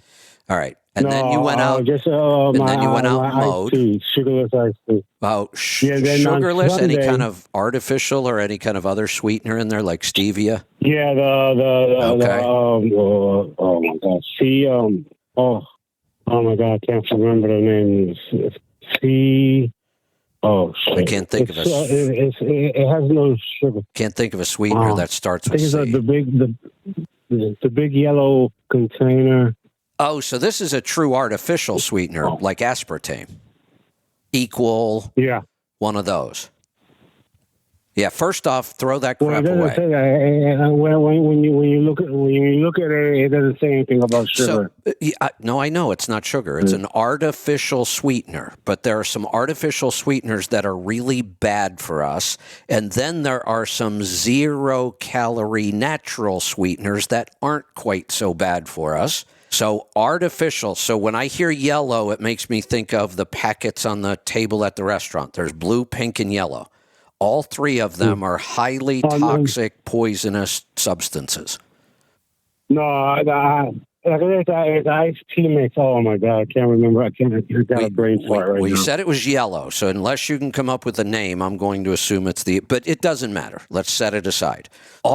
Anything that has a sweet taste, whether it's real sugar, maple sugar, honey, stevia, which is a 0-calorie natural sweetener, erythritol, xylitol, all of those. There's nothing all that wrong with them, but they can raise blood sugar. Now, we move on to the artificial sweeteners, aspartame, sucralose, and I forget the third one. Those are the three big, the pink, red, or the pink, blue, and yellow. So I'm wondering if you really are staying away from those and all that. Right. Those. No, I don't take any of those packets. Those will raise. I don't do those. I know, but you said it's a yellow container, and you can't tell me what it is. So I just have to say it's a possibility, since you don't know the difference, that you are eating a nasty artificial sweetener in that product. That's all I'm saying. Just be careful. Most consumer products on the market that are sugar-free use garbage artificial sweeteners, those big three. The better products now have shifted to things like monk fruit and stevia and erythritol. But all of them, anything that has a sweet taste, can raise our blood sugar. Have you ever in your life been diabetic? Oh, I am I've been diagnosed diabetic since 1996. So how long have you been eating carnivore or keto or low carb or whatever you're eating? No, low carb for the last like 3 years. And how much have have come you down? Do you monitor a lot? Oh yeah. Okay. At least 2, and is this sometimes 3 times a day. You're asking specifically about this one time where we had a slightly high reading. Is this common, or is this reading really unusual? No, I've seen it a few times that I don't eat, but yet I go outside. Well, wait a minute, and I you do did exercise, eat. You told me you ate. The day before. The day before, you told me 2 hours. I just asked that. No, you said 6 o'clock and then 8 o'clock is what I heard. I didn't hear different days. Oh. Okay, I'm sorry. On Saturday, 6 o'clock, I had the pork chops. On Sunday, at 2 o'clock, I went outside. When did you have the broccoli and cauliflower? I went outside. That was with the pork chops, Saturday, 6 o'clock. Okay.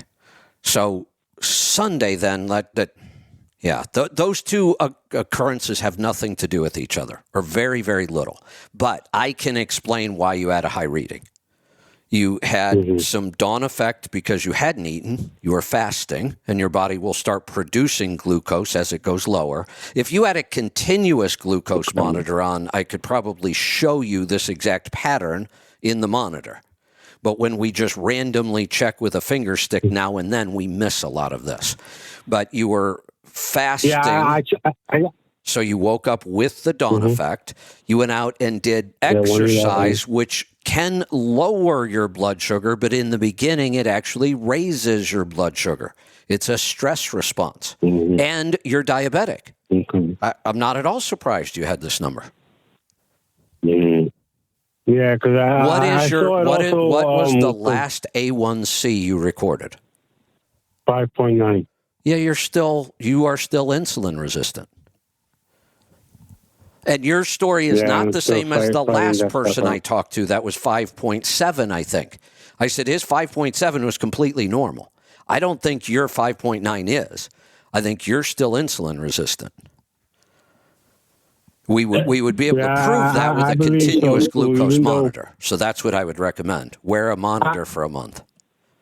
I've used the G7, for like 2-3 weeks, and I saw the highest I ever went was like 160 after I ate a meal. What was that and meal? A lot of times they hang. What was that meal? Slow down. Trying to. Oh man, I can't remember. So now. when you wore the monitor, did you document your food? Yeah. You could go back. You could go back and look at those records. My guess. See, here's the thing. It sounds to me like you spent the money on a monitor but didn't learn anything. It's like you put it on, but you didn't really do anything with the data.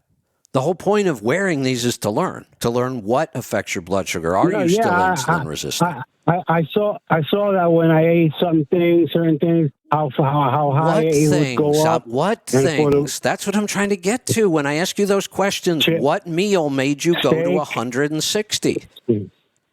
Oh, that one I can't. Huh? That happened when I ate Chinese food.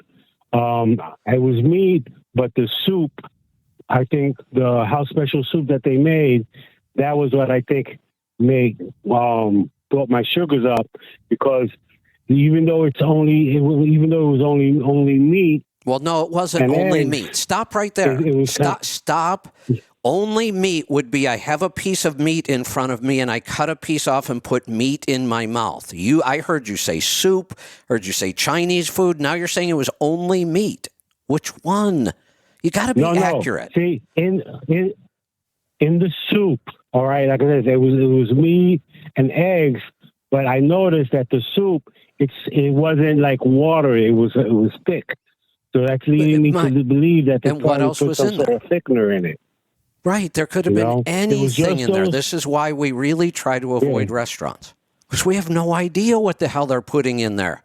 Most people don't realize a lot of breakfast restaurants put wheat flour in their omelets. You think you're getting eggs, just eggs, and you're not. You're getting wheat flour in your omelet. So we've really got to be careful with restaurants all around. I mean, I really, really try to avoid restaurants, or when I do it, I'm very purposeful about it and I'm careful about what I order. You are still insulin resistant. You might want to do a discovery call with Lauren. We can kind of get you on track. And when you do the discovery call, bring us your records from when you wore the continuous glucose monitor. I have a feeling there are a lot of lessons in there that you missed. Let's go to Illinois. Jerry, welcome to the program. Hi, Kevin. I am going to carry on a conversation with you that's way beyond my intelligence, but I want to clarify possibly something about Jackie's call and your concern about the silicon in that brand new oil. Yeah. When I first started, years ago, when my truck was new, like 2.6 million miles ago, I started right off the get-go of sampling with ALS Laboratories, and they never, and I've never changed oil. I mean, I've never changed brands of oil. It's always consistent with the same brand of oil. ALS Laboratories never, ever flagged my silicone. Then when I put my OPS on and I started dual sampling, Polaris would always flag the silicon around, and it was always hung in there around 10. And I finally called them and said, why do you keep flagging this? And they say, well, because the minimum or the maximum for Cummins is 10.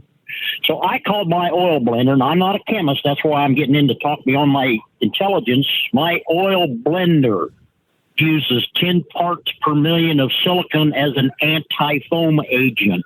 So, of course, I was always going to have 10 parts per million as a minimum in my oil sample, because they use it as a wait a minute. As a anti-foam agent. Now, tell me what oil it is. Tell me what oil. Senpico. Oh, so it had to be some oddball. I've looked at a lot of oil samples. What ain't oddball? Senpico is an old name line company based out of Cleveland, Ohio, right up there where you're from. So. Well, it's still an oddball, because I could ask. It's not an oddball oil. No, it is an oddball oil. I could ask 20 people if they've ever heard of it, and they would say no. I'm not saying it's a bad oil. I just said it was an oddball oil. I've been in the industry 40 years. I've never heard of it, and I'm from Cleveland. So that makes it kind of an oddball oil in my book. You lead way too sheltered life, Kevin. That's all there is to it. It's not bad. It's just this is a little different. I'm going to have to go. No, it's not.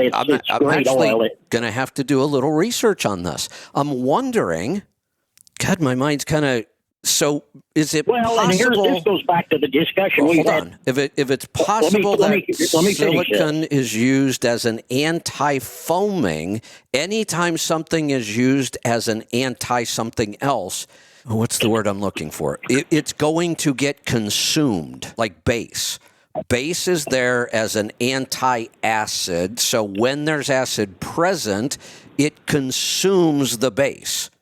I'm wondering if you use silicon as an additive for anti-foam, the foam consumes the base. This would be very confusing, though, because every oil sample I've ever looked at that was over 10, we always found the reason. I've never seen a normal oil sample over 10.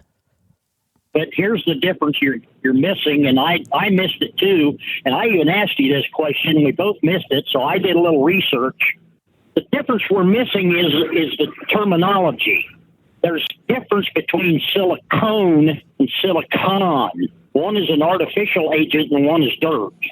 That, yes. And they don't differentiate between the... correct. On the oil sample, evidently they don't differentiate. We understand that because we talk about it all the time. All the time. You get into the overhead and two things will raise your silicon.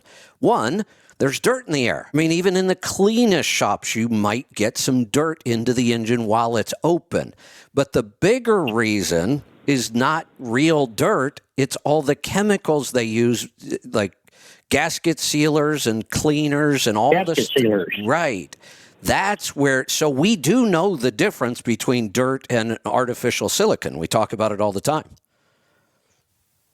Well, I'm just telling you what my research indicated to me. So possibly maybe whatever oil that was, maybe that's the same case with their oil. I'm not saying it is or it isn't. I'm just saying that's what I determined to be on mine. And I finally ended up sending a sample brand new right out of my bottle to Polaris Labs to set a baseline. And now they no longer, since they set that baseline, they no longer flag my samples on the silicon. If this is a regular practice to put silicon in as an anti-foaming additive, if it's a regular practice, then something happens to consume that silicon, because 99% of the oil samples I review are always under 10. That's our number.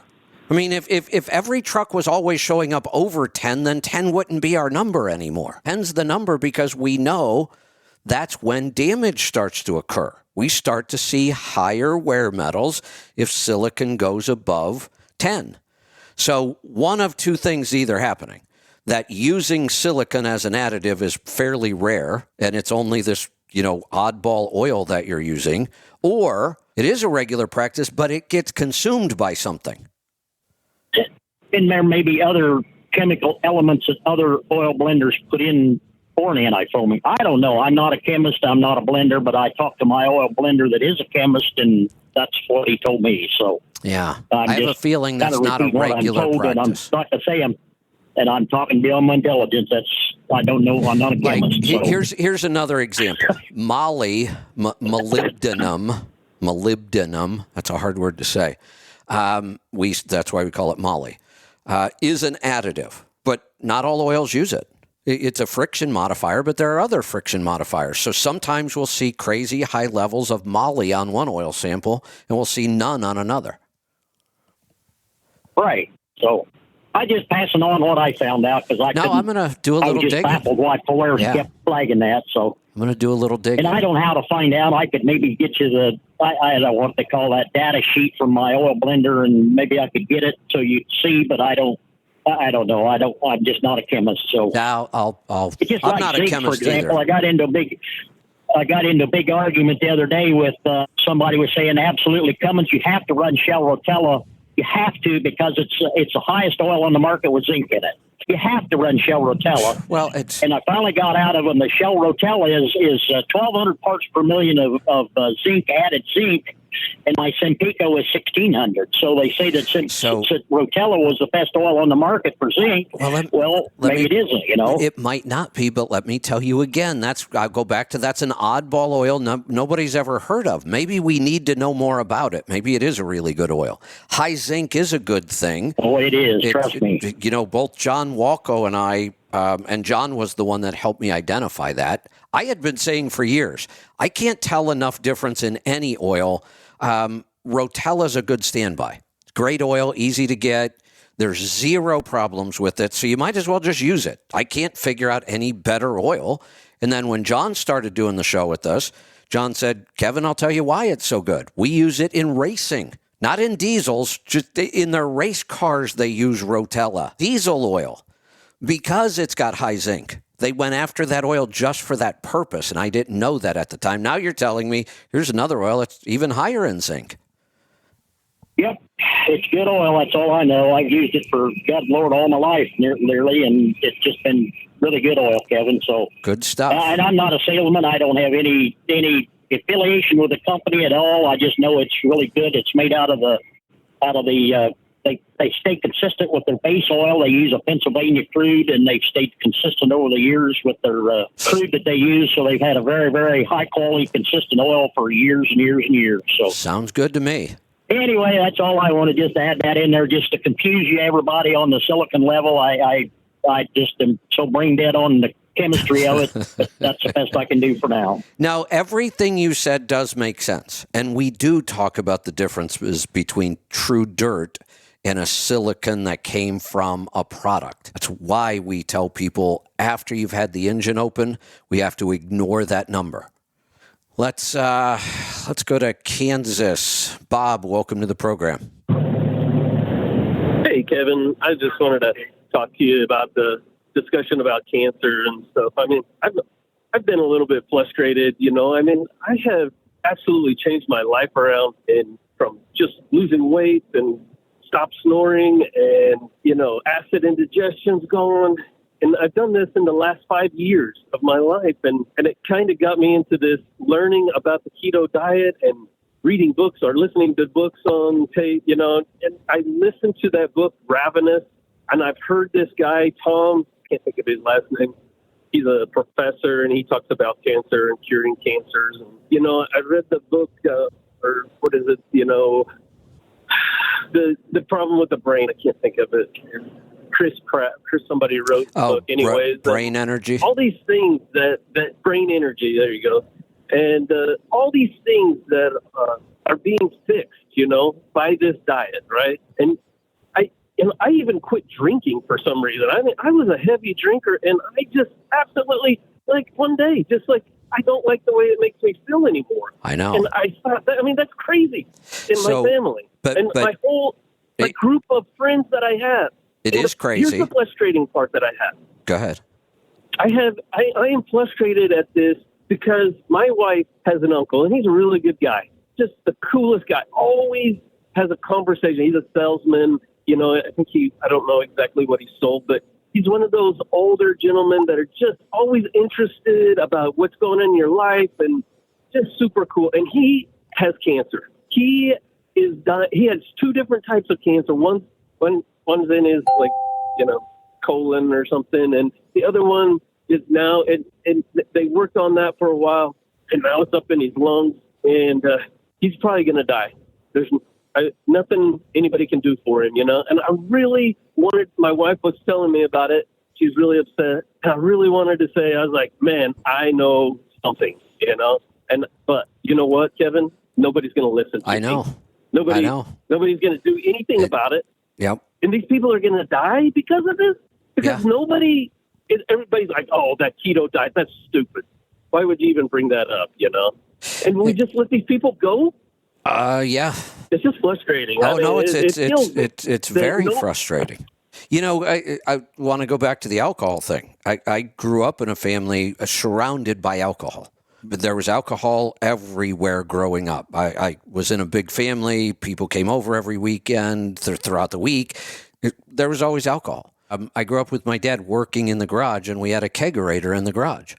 And by the time I was 15 or 16, it was just a regular thing for me to, you know, be working on a car and have a beer. It was just that normal or common around my family, and there was a lot of heavy drinking. I went through phases of heavy drinking when I was younger, and then I kind of gave that up, and most of my life thought that a glass or two of alcohol every day is actually healthy. They told us that, right?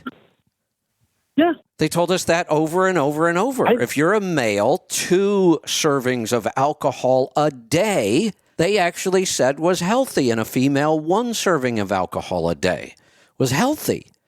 And especially wine, you know, wine was so special. So I drank about 1 or 2 glasses of wine every night for most of my life until I started eating healthy. And then the healthier I ate and the longer I ate that way, the less my body could even tolerate alcohol.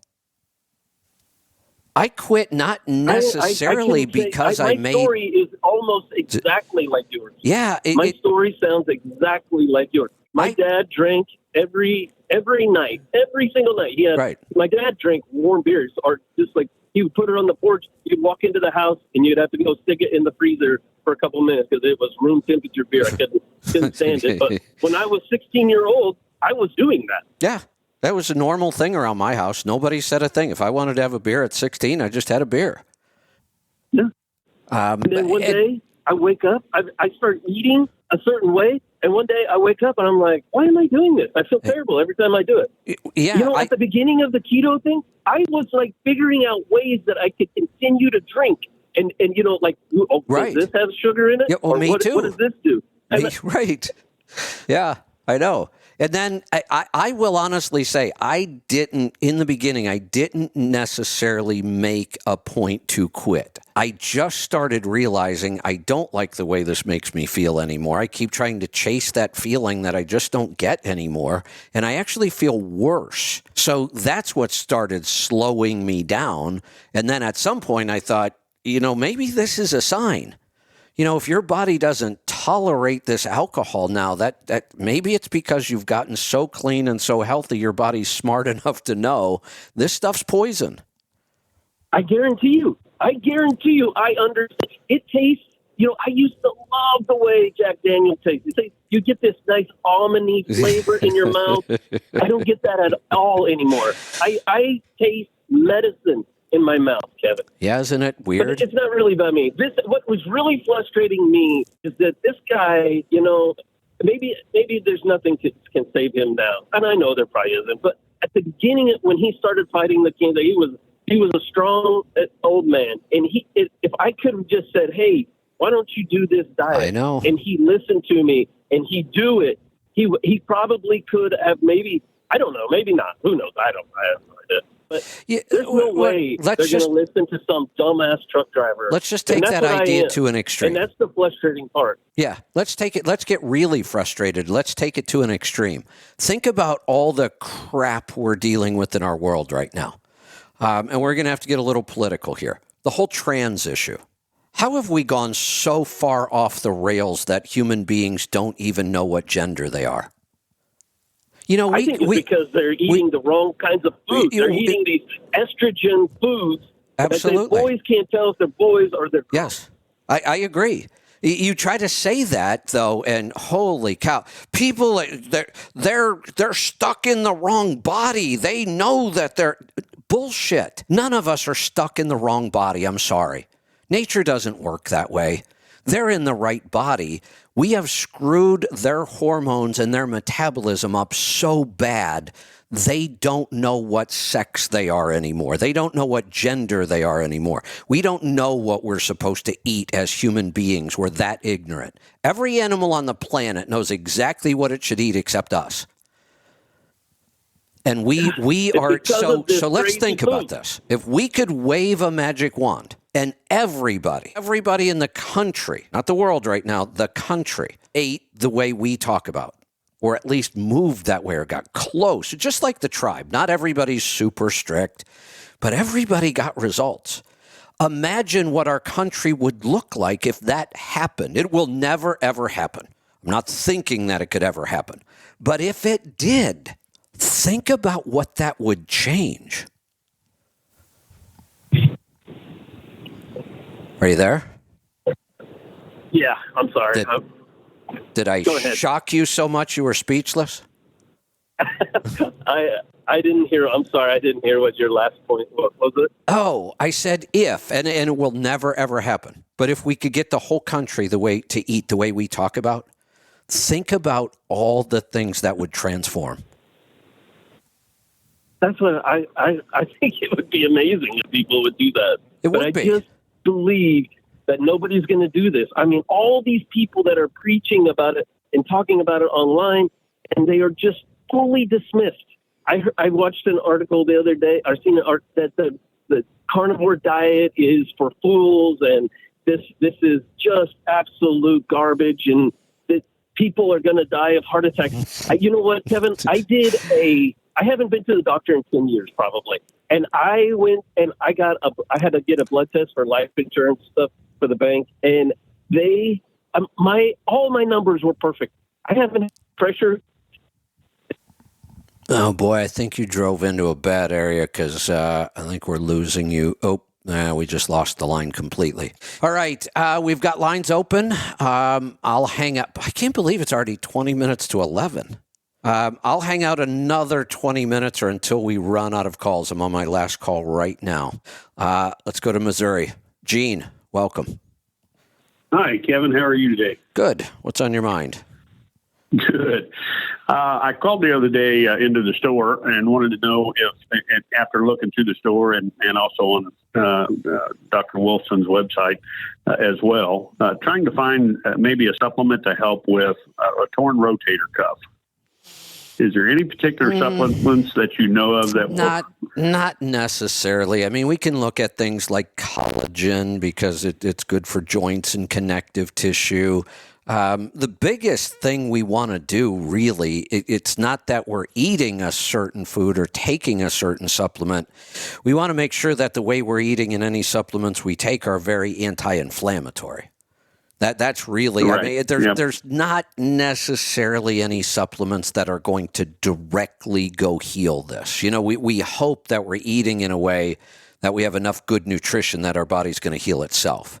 There can be times when we may be over-inflammatory, so this presents itself with more pain and won't go away as quick. So make sure your diet is very low inflammatory. And for right now, while you're healing, the least inflammatory food group is animals, meat. I mean, that's just the least inflammatory of all the foods. Oh, yeah. Every plant food has some potential for inflammation and some other things. So very heavy carnivore, and bone broth would be great. I would drink maybe 2 cups of bone broth every day. You are going to get the specific nutrition.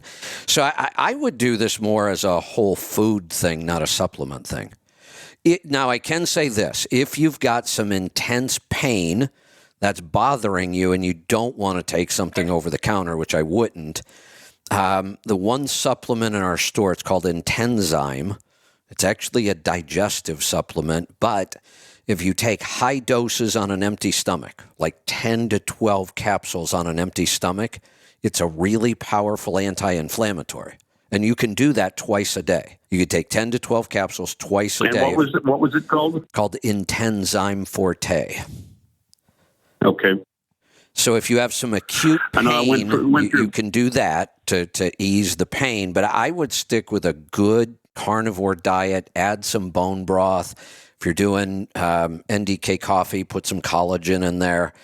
But other than that, there aren't any real specific supplements I would recommend. Okay. Good enough. Well, that's all I had. All right. Thanks for what you do. You're welcome. Thanks for the call. And we got a couple more, so we might go right up to 11 o'clock today. Let's go to Detroit this time. Robert, welcome to the program.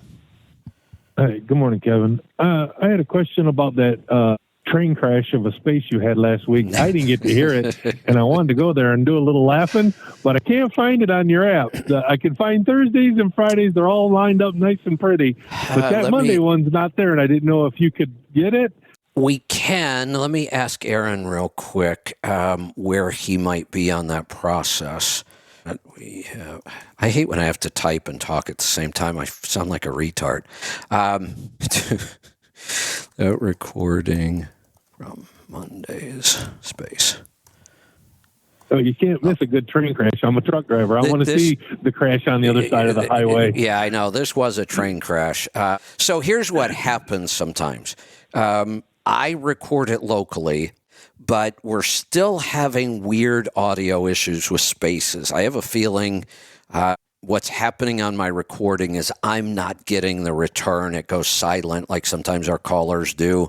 And then if I'm not streaming it live, I'm also not recording it. There's no audio there to record because it has to come back from Twitter to me to record it. So it's a weird setup. I had to put a couple hacks in place to even make this work. As far as I know, I'm the only person live streaming a Twitter space. I don't know that anybody else is doing it, and it wasn't easy. And we do have these weird technical issues. What happens then is the recording is no good. Twitter has a full recording all the time because I do record it on Twitter as well. But what has to happen then, Twitter will not release that file to us in a way we can use it. So what Aaron has to do is Aaron has to run a recording program, and he has to play the entire space and capture it as a recording. Okay. So when we have an issue on our recording, then that means Aaron has got to go set up a recording that's going to last 3.5, 4 hours some days. And then he's got to edit that and get it loaded. And sometimes we get a little behind on that. So I just asked to see where he was on that. Yeah. But here's the, wait a minute. Wait a minute. Statement. Wait. Oh, okay. I just thought several of the callers have said they've gone back and listened to it. I didn't see it, yeah. It must be there. Yeah, because several people, I think Terrence said he went back and listened to it. I think this last caller said he went back and listened to it. Maybe there'll be Dicon for trucking, business and beyond, or hour, and I just go to those and it'll have all the dates. Yeah, I'd have to go check. Here's the other possibility. I guess it's possible somebody's listening to this on Twitter itself, the recording. Maybe they go to, I don't know. Yeah, if you have the Twitter app, you might be able to go back. But at some point, it will be on our app if it's not there now. I'm checking right now.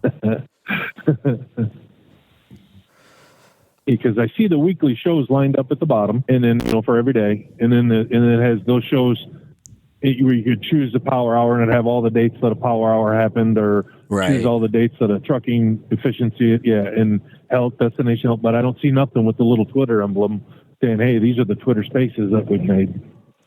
I'm asking right now. We do have the recording, Aaron said. So I'm asking, is it on the app, and how do you find it? There we go. We'll see. Aaron said it should be live. He's going to go check to confirm. And then he'll probably tell me where it is on the app, too, and I'll pass it along. Uh-oh. You there? Maybe I lost the call. Yeah. Oh, there you are. Okay. Yeah, we're checking, so I'll pass that along here in a couple minutes. And the other thing is Rotilla.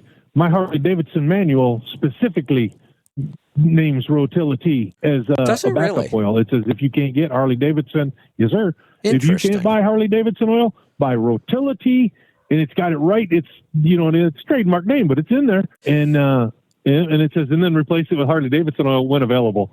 But it's in there. So I might need to do a little research because it's kind of interesting. We have API classification, so we know exactly what oil can work in what engine.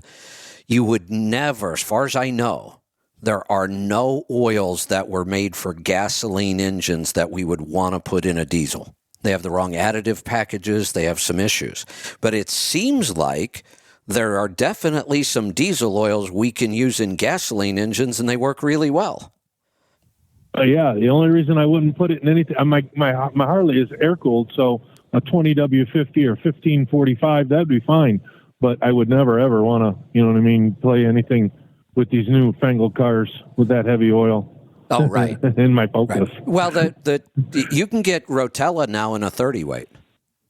Yeah, I haven't seen it in the store, but yeah. Yeah, it's out. Somebody just sent me that the other day. All right, here it is. So Aaron says it's there. They need to go to the Discover page and select Twitter Space. Oh, okay. So you go to the Discover page. Yep. Then select Twitter Space. Okay. There you go. And then train crash is on. Yeah, that's right. All right. Thank you. You're welcome. You'll get a kick out of it. Maybe. Right. You may just be totally frustrated, too. Maybe. That was the way a lot of people reacted. Let's go to Vermont. Casey, welcome.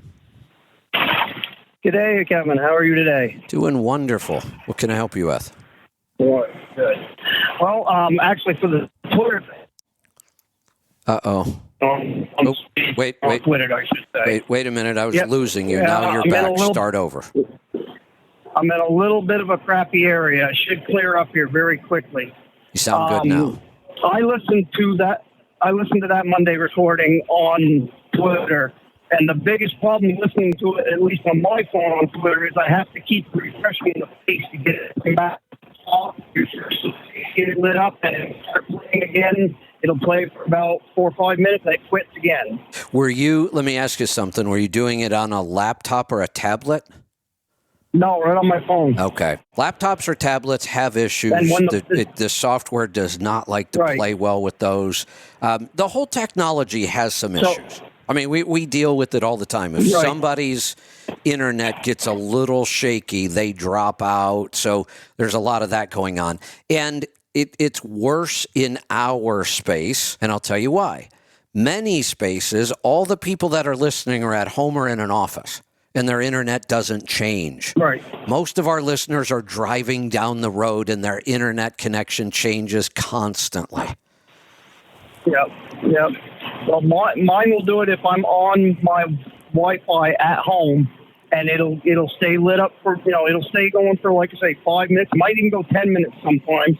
Then it'll go completely dead. I go over and refresh my face, bring the face back up, lit up, and it'll start playing again. And then it'll do it for a bit, and then it goes out. But I've also found that even like going down the road, if I have my GPS on, so my face is lit all the time, it'll continually play all the time, not shut off. Okay. Huh. It's weird. I tried to get my son wicked tech savvy. I tried to get him to see if he could make my phone just stay lit up so I could just listen to it once. No, he said he couldn't figure out any way to make it do that. Huh. All right. Anyway, my main question about the butter mayonnaise, I got two actually. One, any idea what the refrigerated shelf life of it is? No clue. No idea. And I don't even know how to know other than got hair on it. Other than stick it in the refrigerator and wait for it either to smell funky or show some mold. I mean, I don't know how else you would know. Here's the thing I always think about. Every time I see somebody post the recipe for stuff like this, they will say it lasts 1 week in the refrigerator. I'll be like, are you sure? Did you just make that up? Or did you just copy that off the last person? Because here's the thing. Right. There's only a couple ingredients here. There's eggs. Mm-hmm. There's butter. How long do eggs last in the refrigerator? Months sometimes for me. How long does butter last in the refrigerator? Forever. Never, ever. Butter sitting on the counter doesn't even go bad. So why, when I combine these things, would now they only last for a week? I'm always a little suspicious of that.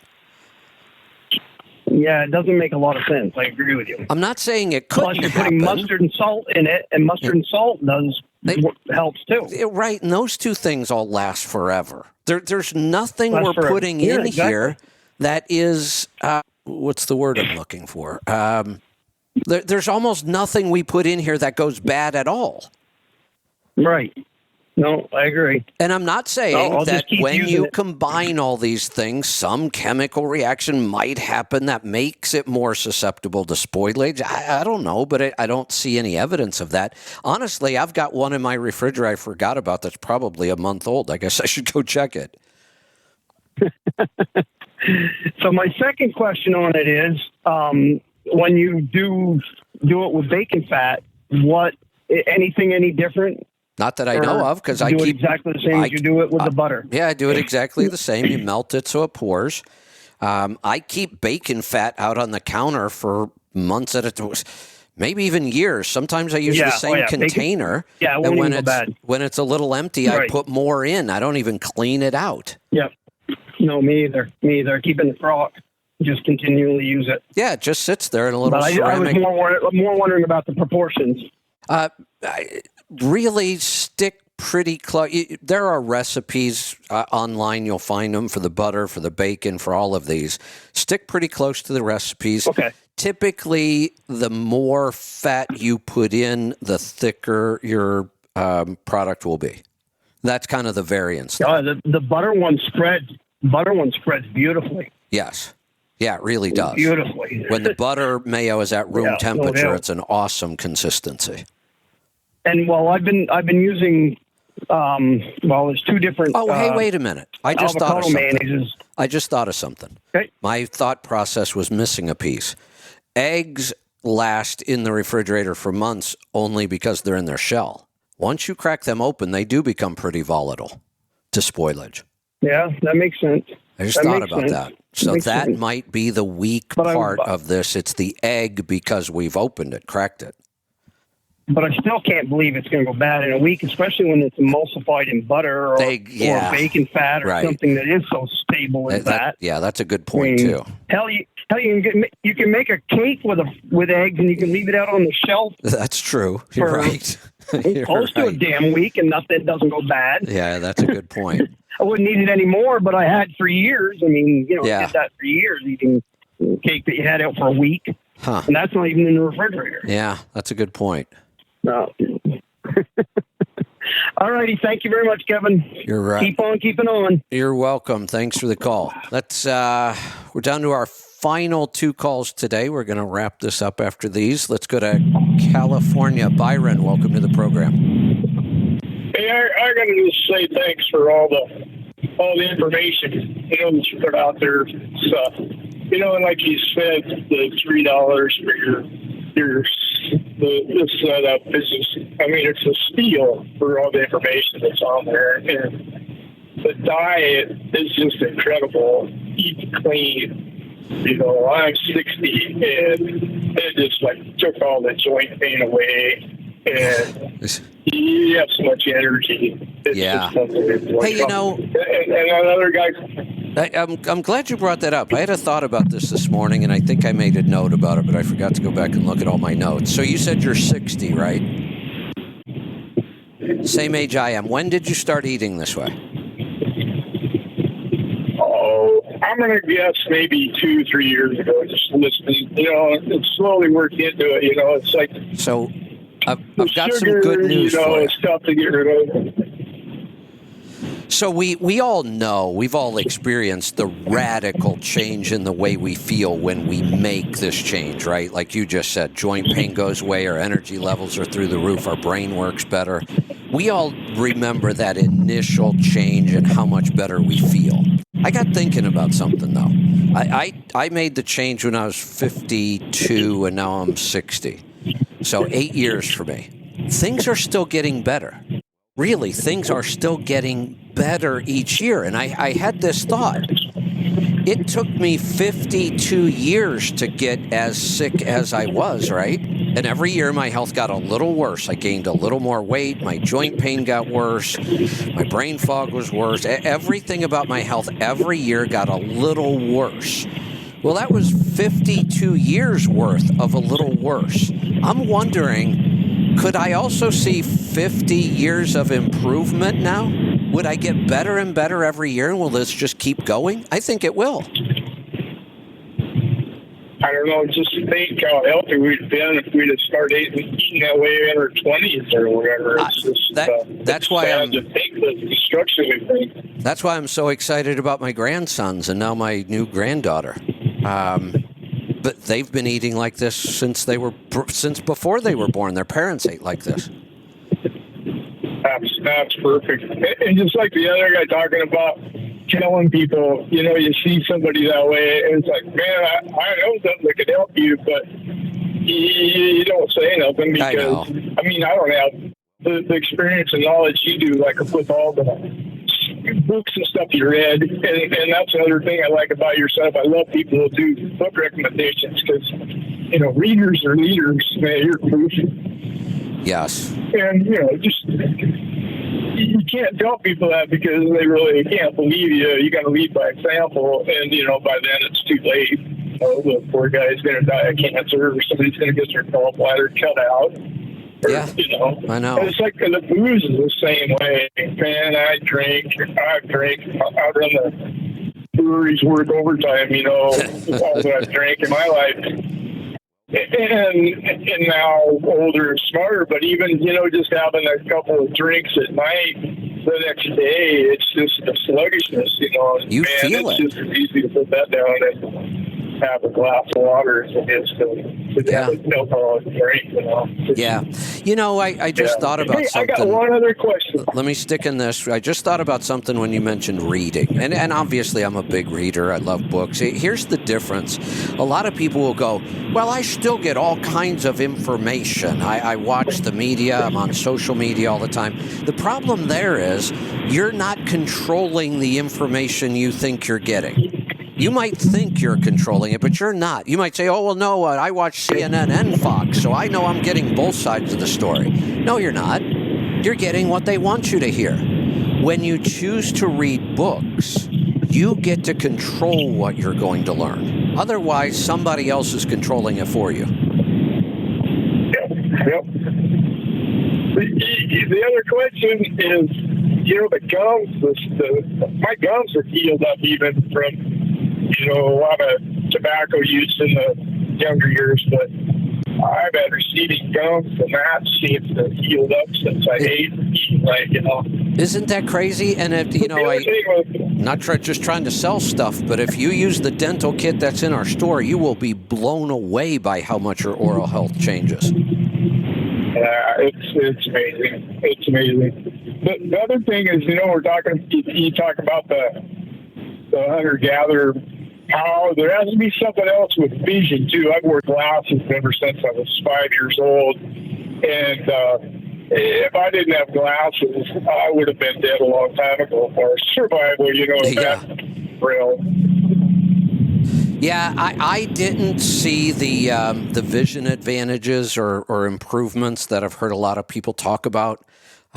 My theory on that is, I don't know if it's right or not, but my theory is I've kind of screwed up my own vision with all the reading and screen time. And I know it's not good, but it's what I do, and I really can't do it any other way. I know I could switch to audio, but audio just takes forever. Even if I speed it up, it's still not the same as me being able to skim printed material. Let's go to Iowa for the final call. Brandy, you get the last word today. Thanks, Kevin. I have an easy way to get to your show. I do it all the time. The app, and at the bottom of the app is a magnifying glass. You click on it, and on the right side will be episodes. Click on that. Just scroll down to your Monday Twitter space, 3 hours and some odd minutes. Click on that, and there you go. Excellent. There's probably multiple ways, and the crazy thing is I don't know any of them. I just don't use the app that much. I got an Android, though. Yeah. I don't need to go back on the app to listen to any of the episodes because I was there for all of them. All right. Very entertaining. I thoroughly enjoy them. Oh, good. Yeah. Good. I'm glad. Yeah. That's all. All right. That's all we need. It looks like we're going to wrap this up today right on about 3 hours exactly, considering I did the first 5 minutes by myself today and nobody was listening. What do we got going on this week? Let me take a look.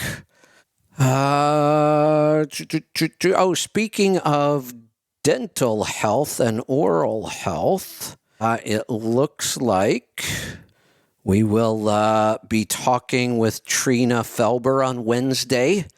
She's the founder and CEO of Primal Life Organics. She is the nurse that developed all of these dental products that we have in our store. She's been on the show before. She's excellent. She was the one, first time I've ever heard it, that you can heal cavities. And now I completely believe it. When I first heard it, I thought, oh, come on now. We could heal cavities. Why haven't we been? Well, we can heal everything, but we haven't been. So it's true. Our body can actually heal cavities. Get the pH and the microbiome in your mouth correct, and that's when gum disease goes away and the pockets start shrinking. Bad breath goes away, and your body actually starts healing cavities and strengthening your own teeth. Pretty interesting stuff.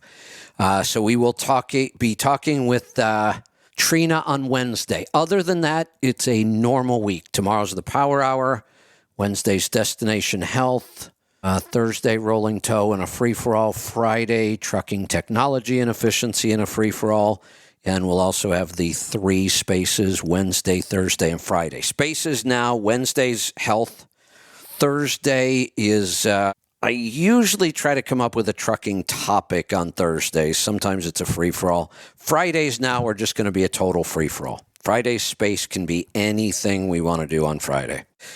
Kind of a fun way to end the week. So we will see you back here tomorrow. Be safe, be profitable, be fit and healthy. Always do the hard work and master the journey.